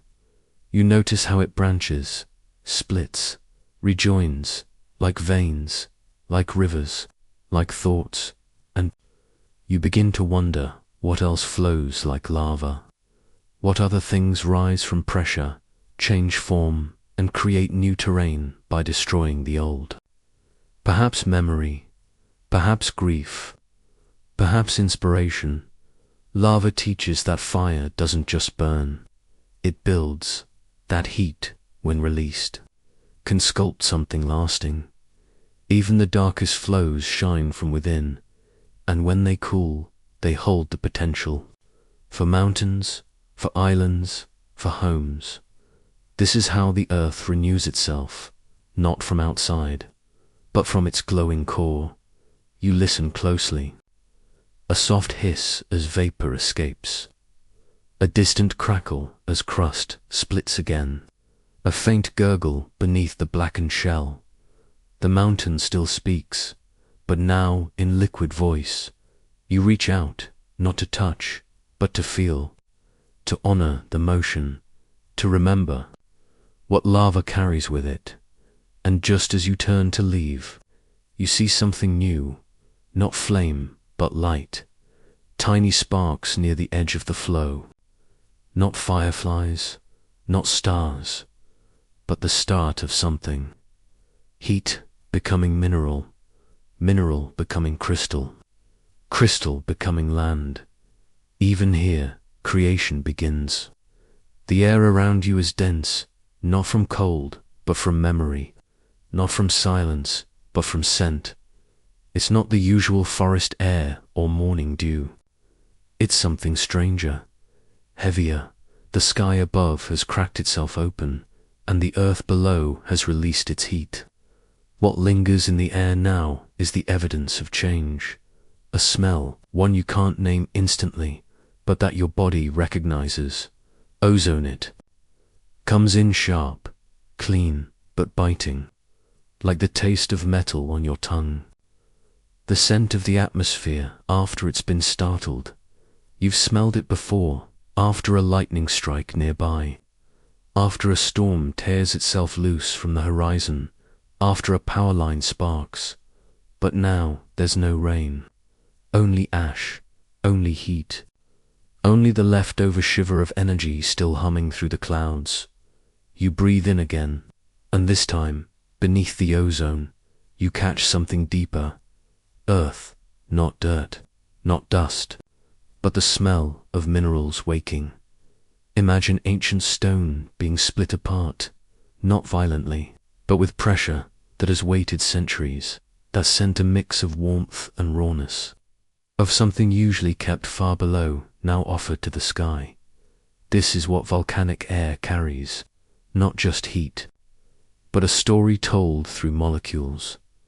You walk slowly through the haze, not to escape it, but to understand it. Each breath brings you closer. You notice the sulfur now, a trace of something sour and bright, like a match just struck, held too close. To the nose, it's not pleasant, but it's not unpleasant either. It is alive, it is real. Sulfur rises with the gases from deep within, a signature of fire's passage through stone. Beneath that, faintly, you detect the scent of ash itself. Charcoal and earth, dry, powdered, 1,000 minerals ground fine by pressure, heated into softness. You think of trees, now turned to smoke, of soil, now drifting upward. Ash is not just what remains, it is what moves, what returns to air. Every scent you breathe is part of something that once was solid, now transformed. You're not just smelling the aftermath, you're breathing the chemistry of transformation. Your nose becomes a scientist, now sensitive, alert, curious, olfaction, they call it, your sense of smell. It connects directly to memory, to instinct, to emotion.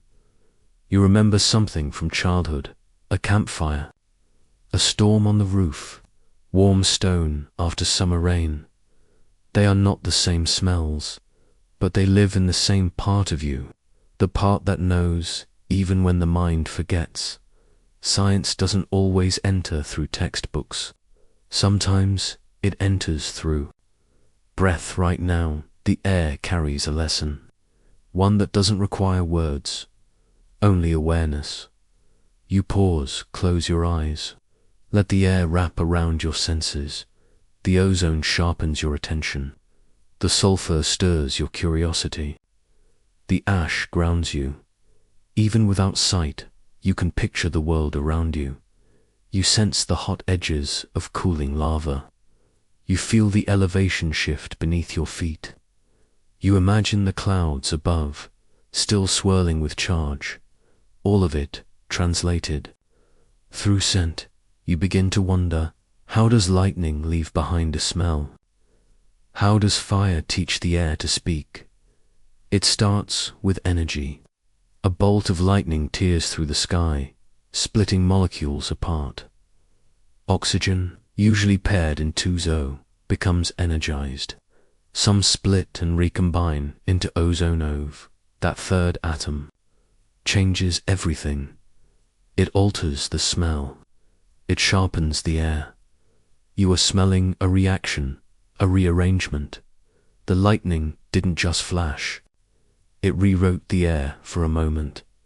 That's what you inhale now. Evidence of brief, brilliant change. Sulfur compounds rise too.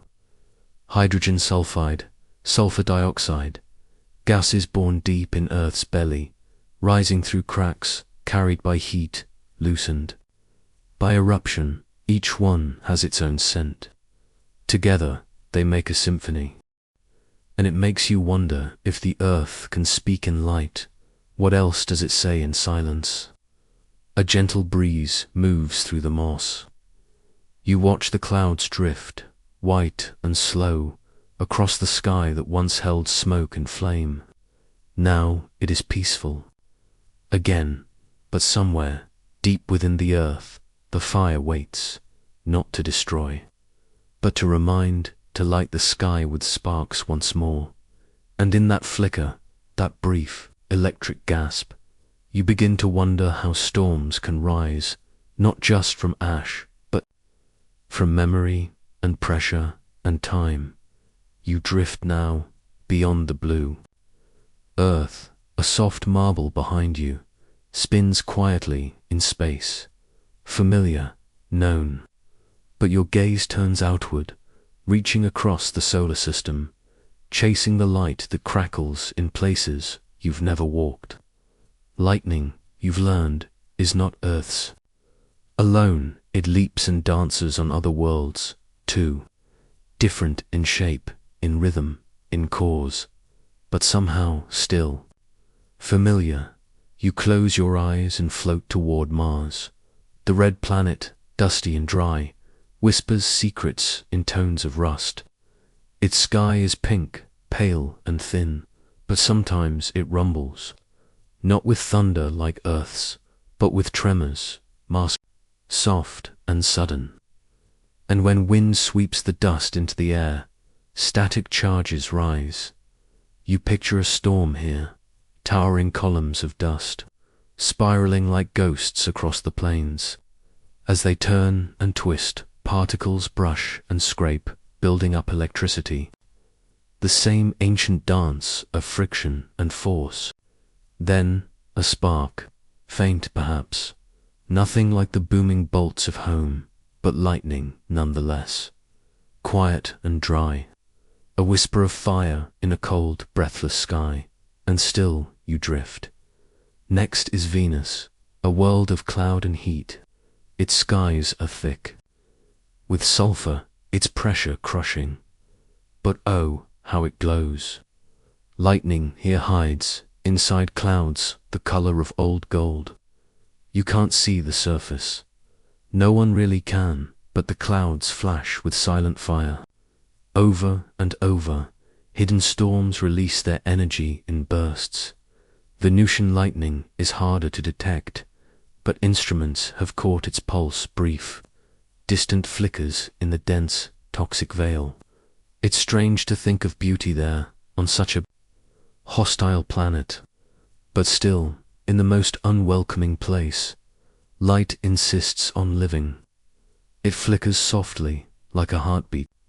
You imagine floating high above, watching the clouds glow from within, the planet speaking in blinks of light. You continue on, past the asteroid belt, toward a true giant dot. Jupiter fills your view like a rising god. A world of endless storms, spinning stripes, and the great red spot, a hurricane so large it could swallow Earth whole. Here, lightning is fierce, roaring louder and brighter than anywhere else in the solar system. The atmosphere churns with ammonia and water. Thick with clouds in chaos, you descend into its upper layers, far above the deep core, and see them. Bolts longer than mountains, brighter than 1,000 cities. They crack sideways through the clouds, not always downward. They don't just illuminate, they roar. And you realize on Jupiter, lightning is a way of being, a constant release. The gas giant hums with electricity, as if thinking in sparks. Scientists have listened to these storms, literally. Radio telescopes pick up their cries, converting lightning into sound. And what do they hear? Whistles, pops, cracks. The planet sings a language made of storms, and you, floating beside it, are both listener and guest. Then, Saturn, another ringed beauty. Its lightning is less frequent, but when it comes, it speaks in deep tones.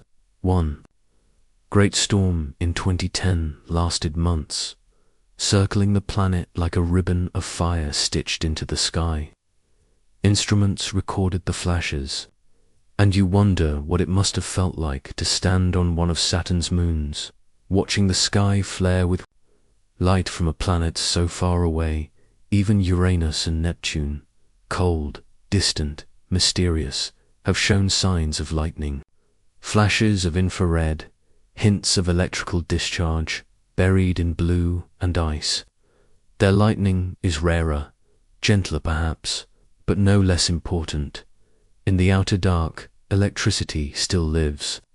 Even here, at the edge of warmth, sparks remember how to leap.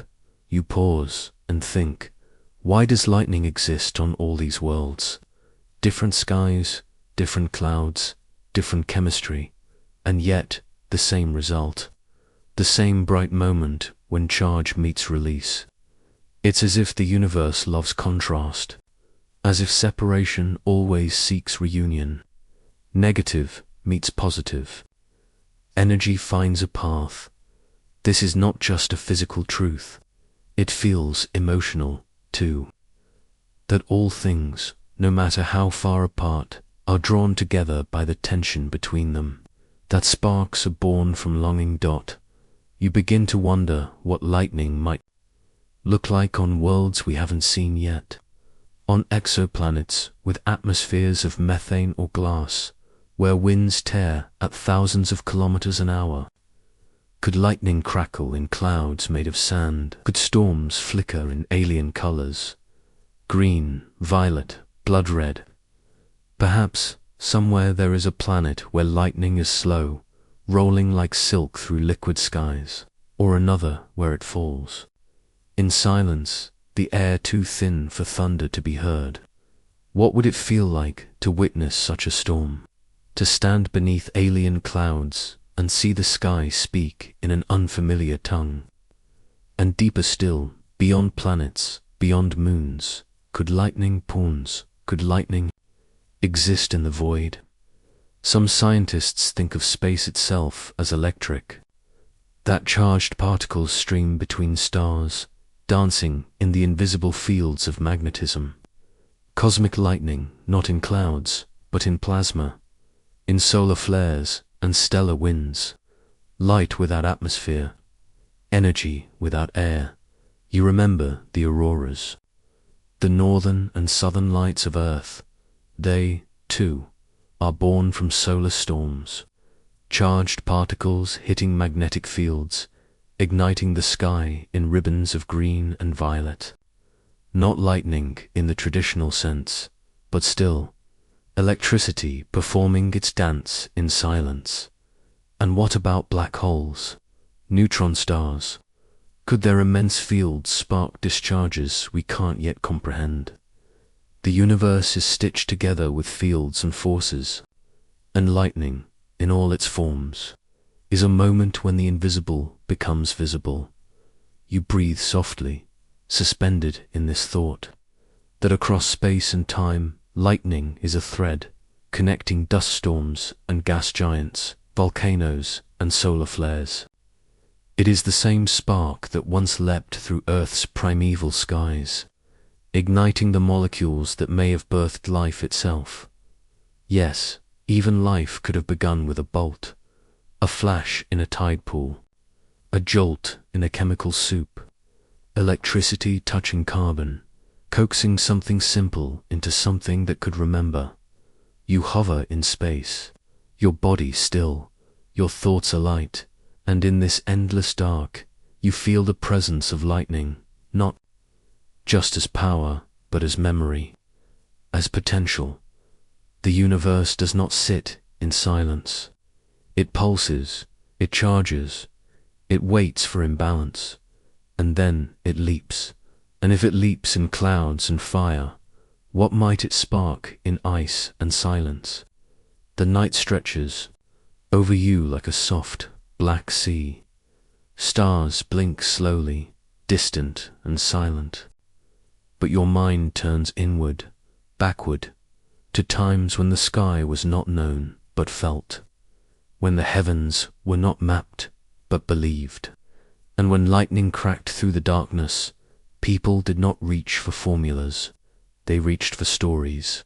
You lie in tall grass, eyes open to the hush of the universe, and imagine the first people to witness a storm, the first spark, the first roar that shook the ground and turned breath into awe. No satellites then, no science yet, only the raw mystery of fire born from clouds. To them, lightning wasn't electricity, it was fury, it was voice, it was a hand reaching down from the sky, bright and violent, too quick to dodge, too loud to ignore. Thunder was not a result, it was a warning. And so the myths were born. In Greece you hear Zeus, king of gods, thrower of thunderbolts. His wrath was wrapped in lightning, and his power flashed through the sky. People prayed not just for rain, but for mercy. In the Norse lands, Thor lifts his hammer. Mjolnir, every strike rings with thunder. Each flash becomes a battle cry. The skies themselves become battlefields, with lightning as weapon and symbol. Not science. You drift eastward in thought, across sands and time, where Mesopotamians spoke of Adad, god of storm and fertility. His lightning fed the fields and burned the unworthy. In India, Indra rides the elephant, Airavata, hurling lightning like spears, bringing monsoon or destruction. To the ancient Chinese, lightning was tied to justice, heavenly punishment. Their sky wasn't just a ceiling, but a judge. Bright streaks across clouds weren't weather, they were decisions. Even the Maya, deep in the jungles, carved gods with burning axes. Their storms were alive. They knew of the power in the sky, and they honored it with stories of creation, death, and rebirth.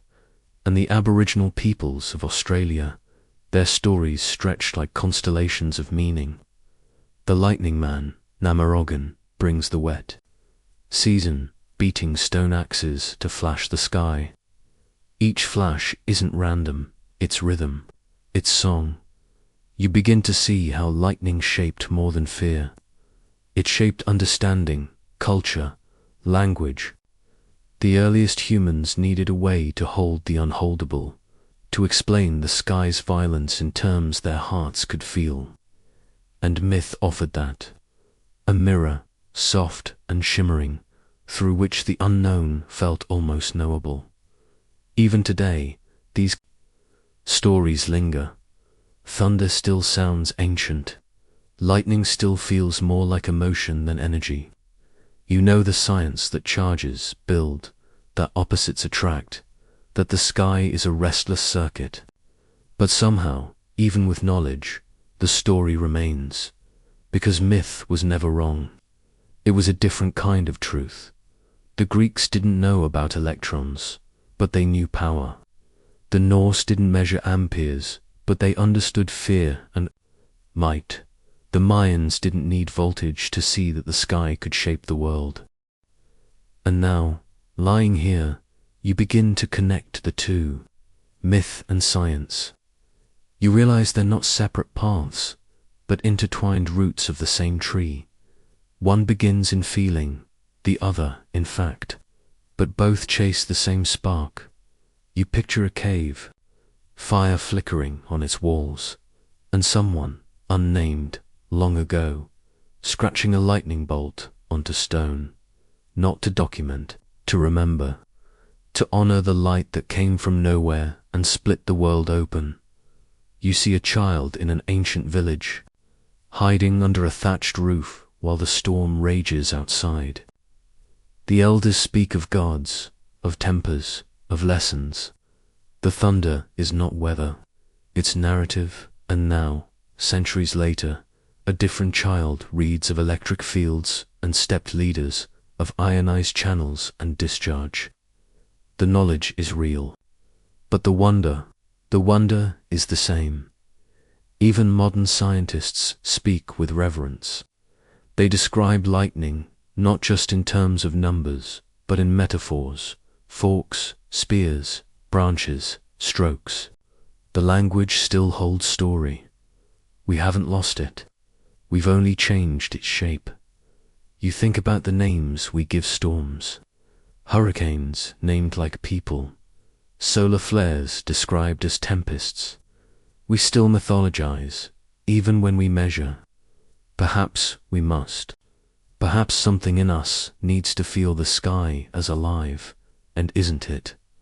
Lightning is a decision, a sudden final choice in a waiting sky. The air trembles, the charges rise, and then in a millionth of a second it leaps. That's not just physics, that's poetry. You remember how stories travel, passed from voice to voice, around fires, through generations, in lullabies and warnings, and lightning always finds its way into them. A flash that says, remember this, feel this, fear this, yes, but also marvel. You begin to wonder if myths were born from fire in the sky. What new stories are forming now? What tales do astronauts tell, staring down at Earth from above, watching storms curl across oceans? What new gods do we carry in our machines, our data, our dreams? You think of a child 100 years from now, listening to the whisper of a robot explaining lightning on Saturn. Will they hear the science or the story behind the science? Maybe both, because the sky still speaks and we still listen. You listen now, not for thunder, but for memory, for the way light once cracked the sky and rewrote the night, for the way myths wrapped fire in meaning, made sense of the storm. You don't need to choose between fact and feeling. You hold them both, a bolt in each hand, one bright with knowledge, one warm with story. They are the same energy, shaped by time, and as you rest beneath the stars, you feel the weight of stories not yet told, waiting in clouds, in science, in sparks, waiting to leap. You lie still, breathing with the trees. Around you, the world feels quiet, almost holding its breath. The sky is calm for now, but there's a tension tucked inside the stillness, like a song about to begin. And you notice something. The birds are gone, not just silent, gone. The squirrels, too, have vanished from the branches. The insects that hummed earlier seem to have melted into the air. Even the wind has paused, as if unsure what comes next. You sense it now, not through reason, but through feeling. The storm is near, but they knew before you did. There is a wisdom woven into the bodies of animals, a sensitivity that does not require explanation. While you scan the weather forecast, they read the sky with their skin, their feathers, their tiny hearts. They don't know about low pressure or humidity or the charged air before lightning. And yet, they know, a dog begins to pace. Not out of restlessness, but instinct. Something in the atmosphere is speaking. The scent has changed, subtle but sharp. The air carries a weight, a tone. It presses on the body in a way only the body understands. The dog whines, ears tilted, nose lifted. It doesn't need to see the storm. It can feel it walking closer. Some animals, like elephants, are said to hear the low rumbles of distant thunder. Long before we do, subsonic waves carried through the ground. They lift their trunks and turn toward something beyond the visible horizon. Birds detect the pressure drop and shift their migration paths, sometimes flying hundreds of miles off course to escape what's coming. Even butterflies, delicate and small, have been observed abandoning areas before hurricanes arrive, long before any wind touches leaf or wing. And then there are frogs, whose chorus dims before rain. Ants, who rush to reinforce their nests. Sharks, who dive deeper. Bees, who vanish into their hives in eerie synchronization. Each creature tuned to the world in its own quiet frequency. You begin to understand that storms are not only they are felt, known, answered, and animals are fluent in this language of change. Science has tried to name it: barometric pressure, electric fields, the scent of ozone. Some of it we can measure, some we still don't fully grasp. But the truth is older than our instruments. Before we built radars and sensors, we had only the forest, the farm, the flock, and their reactions. Shepherds watched sheep. Fishermen watched seabirds. Farmers watched ants and dogs and crickets. Storm prediction was not data, it was observation. It was shared awareness. You breathe slowly and wonder, what does the body remember that the mind forgets?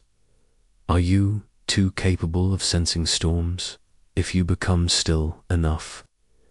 You think about your own skin, how the tiny hairs sometimes lift before thunder, how the back of your neck tingles before a flash, how your chest feels tight, or your thoughts feel scattered in the hours before rain. Could it be that you, too, are an animal listening to the world. Perhaps you've only forgotten how your ancestors didn't. They knew to pause when the forest went quiet. They noticed when horses grew uneasy, when birds flew too low, when cats refused to go outside. They read the warnings in the rhythm of nature, not as superstition, but as survival. A storm is not just wind and water, it is energy, and energy is always felt first in the subtle things. You remember reading about how some animals seem to anticipate earthquakes. Dogs barking hours before the tremor, snakes fleeing their burrows in winter, rats abandoning buildings. Science hesitates to confirm it, but the pattern persists. Could it be vibrations too soft for our ears, shifts in the Earth's magnetic field, changes in ground pressure, or something else entirely, something deeper, more primal? You don't need a full answer. You only need the wonder. You picture a flock of starlings rising together, swirling like black smoke against a darkening sky, not fleeing but flowing.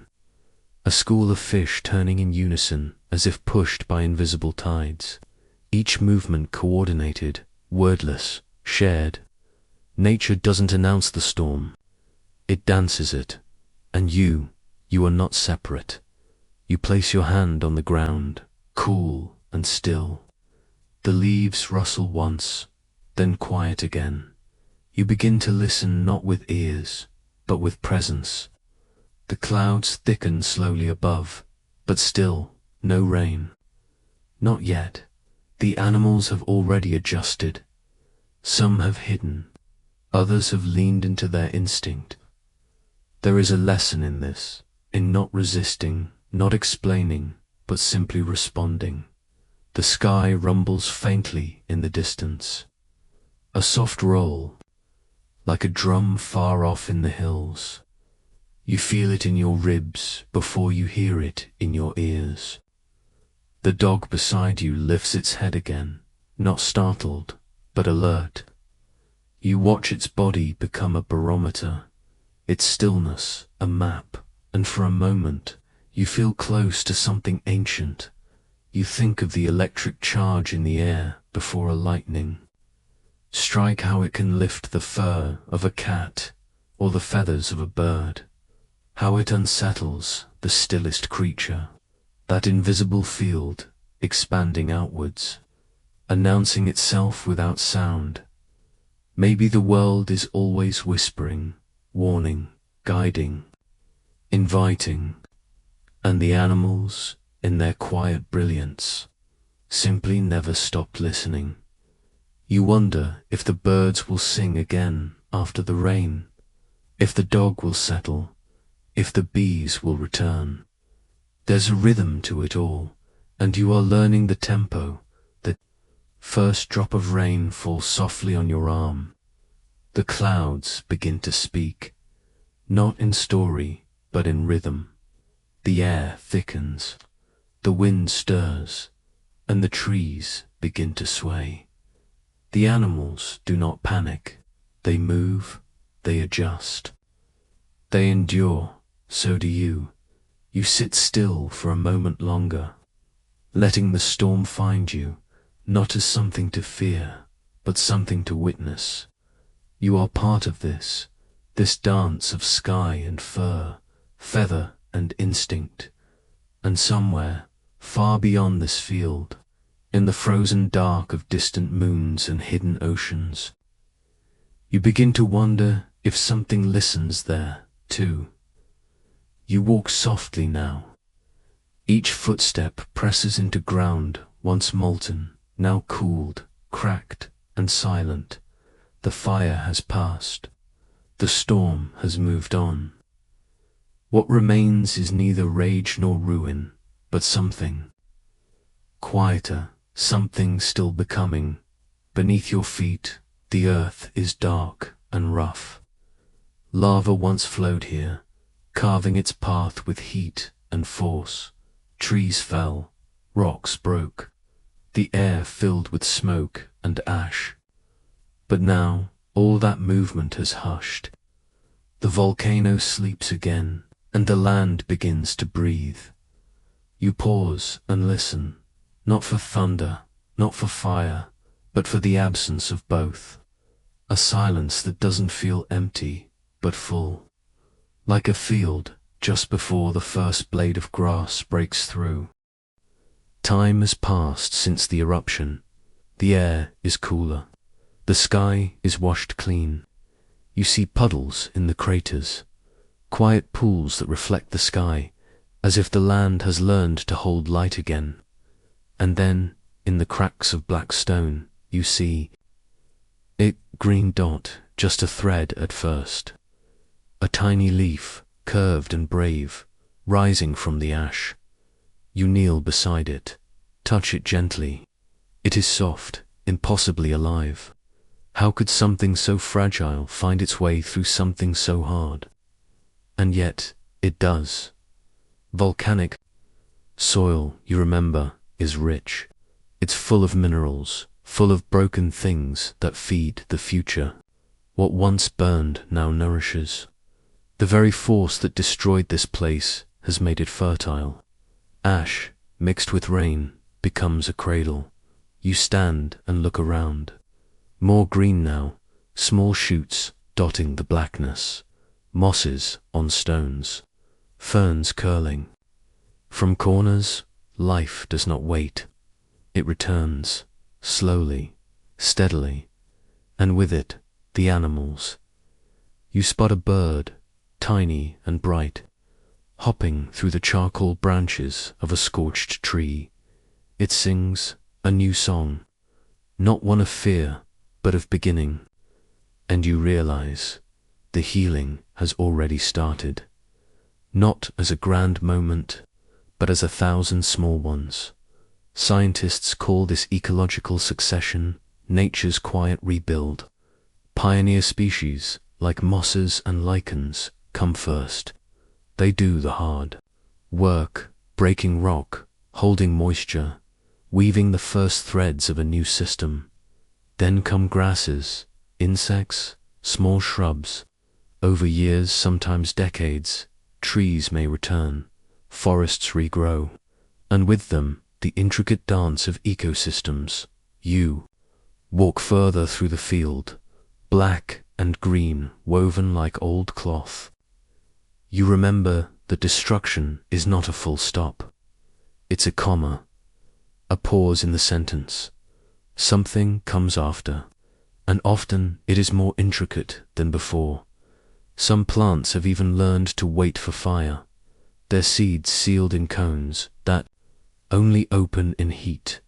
Without the burn, they stay locked forever. Fire awakens them. It is not their enemy. It is their signal. You pause at the edge of a hill where the lava once poured like night turned to stone. A tree stands here, blackened, scarred, but not fallen. From its side, a branch sprouts with new leaves. Green veins shimmer in the sun. Life clings, insists, returns. You think of the rain that must have come after the eruption, how it cooled. The rocks soaked into the ash and softened what seemed impossible to soften. Water and fire always dancing in opposition, yet both essential. One burns, the other heals, and together they shape the land. You touch a rock, still warm in the sunlight. Beneath it, ants move, a colony, rebuilding, reclaiming. You feel a deep tenderness watching them. How small they are, how purposeful. Destruction did not end them. It redirected them, and perhaps it does the same to you. You breathe in, slow and deep. The air smells of stone and roots, of something old renewing itself. You think about the ecosystems humans have watched recover after fire, how forests rebalance, how animals return, how rivers carve new beds through cooled lava, even coral. Reefs, damaged by heat or storm, can sometimes regrow. tiny polyps attached to dead skeletons, rebuilding inch by inch, year by year. Healing does not always mean returning to what was. Sometimes it means growing something entirely new. You walk further still, and the green thickens. A meadow, soft and blooming, has risen at the edge of the old flow. Butterflies drift lazily through the light. Bees hum. Flowers open without hesitation. The fire is not forgotten here, but it is no longer feared. It has become part of the story, not the end, but the chapter before this one. And you begin to feel something inside you stir. A softness where there was once worry. A calm where there was once tension. Destruction, you realize, is not always cruel. Sometimes it is necessary. Sometimes it is a clearing, a space made for the next thing to grow. You sit for a while in the grass, letting your thoughts settle. The wind moves gently across the field. The sun is low, gold and warm. You let the moment sink in, not just the peace, but the resilience. The quiet truth that life finds its way forward. Always, you think of forests in Iceland, slowly returning to lands covered in lava. Of Mount St. Helens, where elk now roam among wildflowers that sprouted from ash. Of the green waves reclaiming. Black slopes in Hawaii, where fire met ocean. This is not just recovery, it's transformation. You lie back and look at the sky. The clouds drift like thoughts, slow and sure. You are not above this story. You are part of it. Part of the cycle of burn and bloom, rupture and return, and somewhere beneath icy moons or buried oceans. You wonder if even alien worlds know this rhythm too. The pause, the silence, then something green reaching. Upward in the dark dot, you sit by the edge of a wide open plain. The wind stirs gently, brushing past your face like a sigh. The land is dry here. Brittle grasses rustle, gold and fragile. You feel a tension in the air, not dangerous, but expectant. Something wants to move. Something wants to change. Then, in your mind's eye, it begins. A line of smoke curling into the blue. Just a thread at first, then a column, dark and rising. Fire, it moves with purpose, low and fast across the field, wind-fed, heat-driven. It crackles, devours, leaves nothing green in its wake. You watch it, not in fear, but in wonder, because you've learned that this is not always destruction. Sometimes this is renewal. The world burns not only to end, but to begin again. Fire is not an intruder here. It is part of the balance, an old rhythm, a deep breath. Across many landscapes, savannas, chaparrals, pine forests, fire is not just expected. It's required. The grasslands you imagine are shaped by flame. Without it, shrubs would choke the openness. Trees would creep in, change the soil, block the light. Fire resets the system, trims the overgrowth, makes space for what needs light to grow. Seeds stir in the heat. Some even wait for it. Their shells harden until touched by fire, and only then do they open. The fire you see is not reckless. It follows laws, even as it roars. Oxygen, fuel, heat, a triangle in perfect tension. And when the wind shifts, the flame obeys. Its path curves and flickers, not random, but responding. The air, the slope, the moisture, each whispering where the fire may go. You think of forests, thick with pine and eucalyptus, where fire is not an enemy but a pulse. Some trees shed bark in sheets, dropping kindling. Some oils ignite easily, inviting the flame. And yet, these trees survive. Their roots go deep. Their seeds lie in wait. You begin to see fire not just as an event, but a participant, a force that belongs. Long before people came, lightning struck dry branches. Fire walked across ancient prairies. Animals knew how to flee, how to return. Life and flame existed in dialogue. Even now, in modern forests, controlled burns mimic this natural fire. Land stewards and ecologists study the winds, measure the humidity, choose the moment. They light small fires with care, not to destroy, but to prevent greater destruction later. To thin the underbrush, to feed the soil, to give light space to fall again on the forest floor. And beneath your closed eyes, you picture the aftermath. Not ash alone, but rebirth. Wildflowers blooming where fire once passed. Deer grazing on fresh shoots. Birds nesting in the hollows made by heat. A cycle not of ruin, but of rhythm.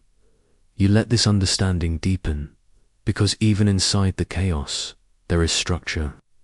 Fire, though fierce, is ruled by physics. Temperature rises.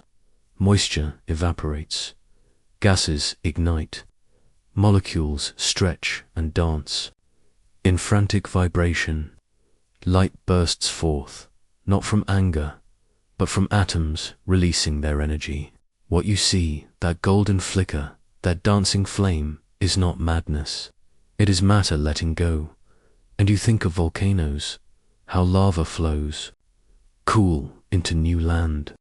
How the heat beneath our feet is not punishment, but potential. The pressure below Earth's crust builds for centuries. It must find a way out. Not because it wants to destroy, but because it cannot hold any longer. Everything that lives carries pressure, and everything that lives must release it. You, too, have known moments when something inside you burned, not out of fury, but necessity. A thought that had to be spoken, a truth that had to rise. And when it did, something changed. Not everything survived, but something new began. The sky burns, and the land listens. Lightning strikes a hill, a spark leaps into dry grass.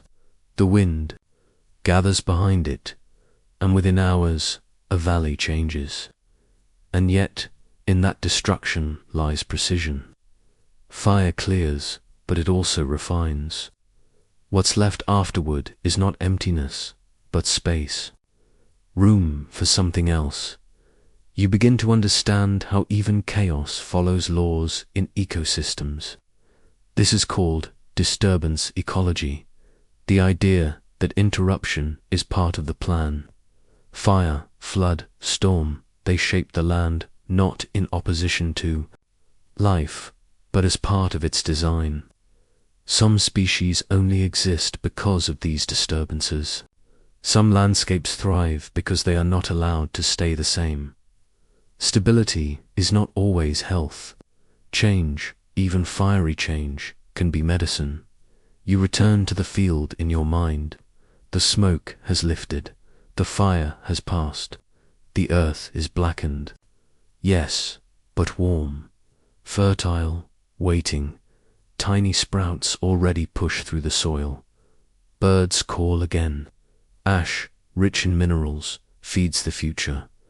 You sit with this image of a world that must burn, now and then, to remember how to grow. Even the atmosphere has its fires. Solar storms erupt from the surface of the sun. Violent flares, magnetic outbursts, sweeping through the solar system. Sometimes they strike Earth's field, lighting the skies with auroras. A storm made of plasma and light. The sky, too, has its pressures, its tempests, its cycles of build and release. Even stars are born from fire, from collapsing gas clouds, from heat beyond imagining. Fusion ignites, light escapes, planets form in the aftermath, and someday, Each star will burn out, a quiet end, or a supernova, a blaze so bright it writes elements into space.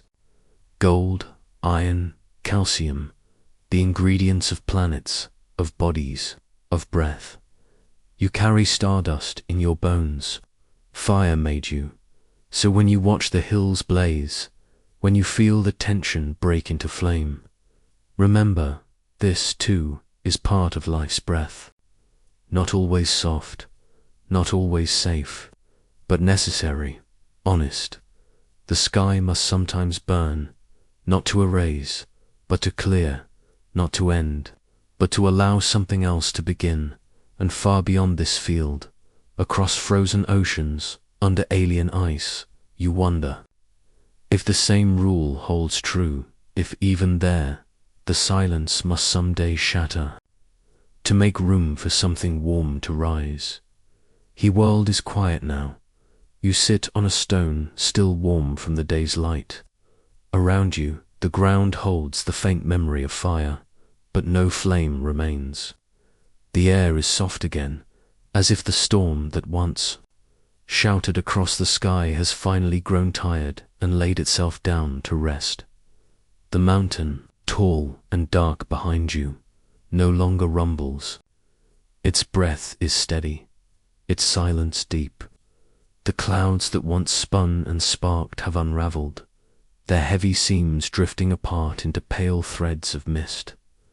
There is no more thunder, no wind pressing against your chest, only hush, and in that hush, you begin to feel something return. Stillness is not the absence of sound. It is the presence of peace. You lie back, your body gently cradled by the earth beneath you. Your chest rises and falls. The sky above, no longer fierce, spreads out wide and clear. A canvas washed clean. You feel yourself slowing down, not because you must, but because the moment invites you. This is the part no one teaches. The pause after the spectacle, the silence after the spark, the tender breath after the fire. We talk of lightning and storms, of the drama, the danger, the energy, but not of this. This is the part where the world resets.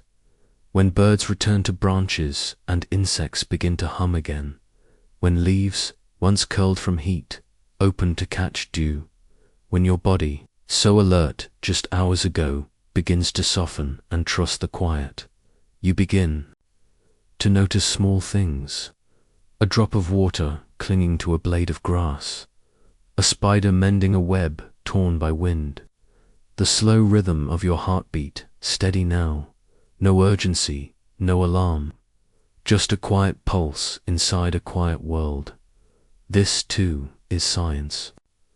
The recovery, the recalibration. After lightning rips the sky, electrons settle. Air finds its balance. The ozone sharpens the scent of rain, fresh and strange. The molecules realign, rearrange. Nothing has ended. It has simply changed. You remember how lightning forks in the air, a bright map of decisions made in a fraction of a second. But now, there are no more decisions, only presence. There is a term in nature, homeostasis, the body's way of returning to balance. Not static stillness, but gentle correction, a dance of adjustment, cooling down, restoring rhythm. You feel it happening in you now. Your thoughts slow, untangle. Your breath deepens. The fire that once moved through your muscles, whether from fear or awe, has quieted. What remains is space. And in that space, meaning begins to form. It is here, in this stillness, that you begin to understand what the storm meant. Not in words, but in feeling. It came not only to shake the trees or split the sky, but to stir something in you, to wake a question, to rattle loose an old silence, to remind you of forces greater than control. Now that it's gone, you are not the same. You are quieter but not emptier. You close your eyes and listen to the earth, not for answers but for presence. The soil holds a new scent. The rocks seem steadier. Somewhere, deep within the roots of the mountain, something shifts, not violently, but slowly. A new alignment, a quieter breath. Even beneath the calm, the planet continues its soft work. Volcanoes cool from within, clouds dissolve, rivers, fed by rain, carry minerals down the slope. Seeds, buried under soot, stir in their sleep. Lightning, in its final act, has opened the soil, made space for something else. You think of the storms in your own life, the loud ones, the painful ones, the ones you feared might never end. But they did, and in their wake, something fragile and new always began. Sometimes the lesson comes not in the lightning, but in what follows. The silence afterward is not emptiness, it is preparation. A clean page, a clear sky, a body at rest. You stretch gently, each movement deliberate and slow, like the earth stretching after sleep. You feel the warmth of the stone beneath you, the fading heat of the sun. Everything is in its place again, not because it was untouched, but because it has been touched and has returned anyway. You look to the sky one more time. It is vast, unbroken, serene. No sign of the fire that danced hours ago. Only the long breath of the atmosphere, gentle and sure. And yet, in the stillness, the storm is not forgotten. It is remembered in the sharpness of the air, the freshness of the light, the way the trees seem cleaner, the way the world has been dusted free of clutter. Even your thoughts feel new. This is how nature restores, not suddenly, but slowly, not with fanfare, but with rhythm, not with commands, but with space. You sit a while longer, a breeze moves past, a bird lands nearby. The earth dreams again, not of fury, but of future, of quiet growth, of steady light. And in that dream, you are part of the stillness, not separate from it, not waiting for what's next. Just here, softened, balanced, whole.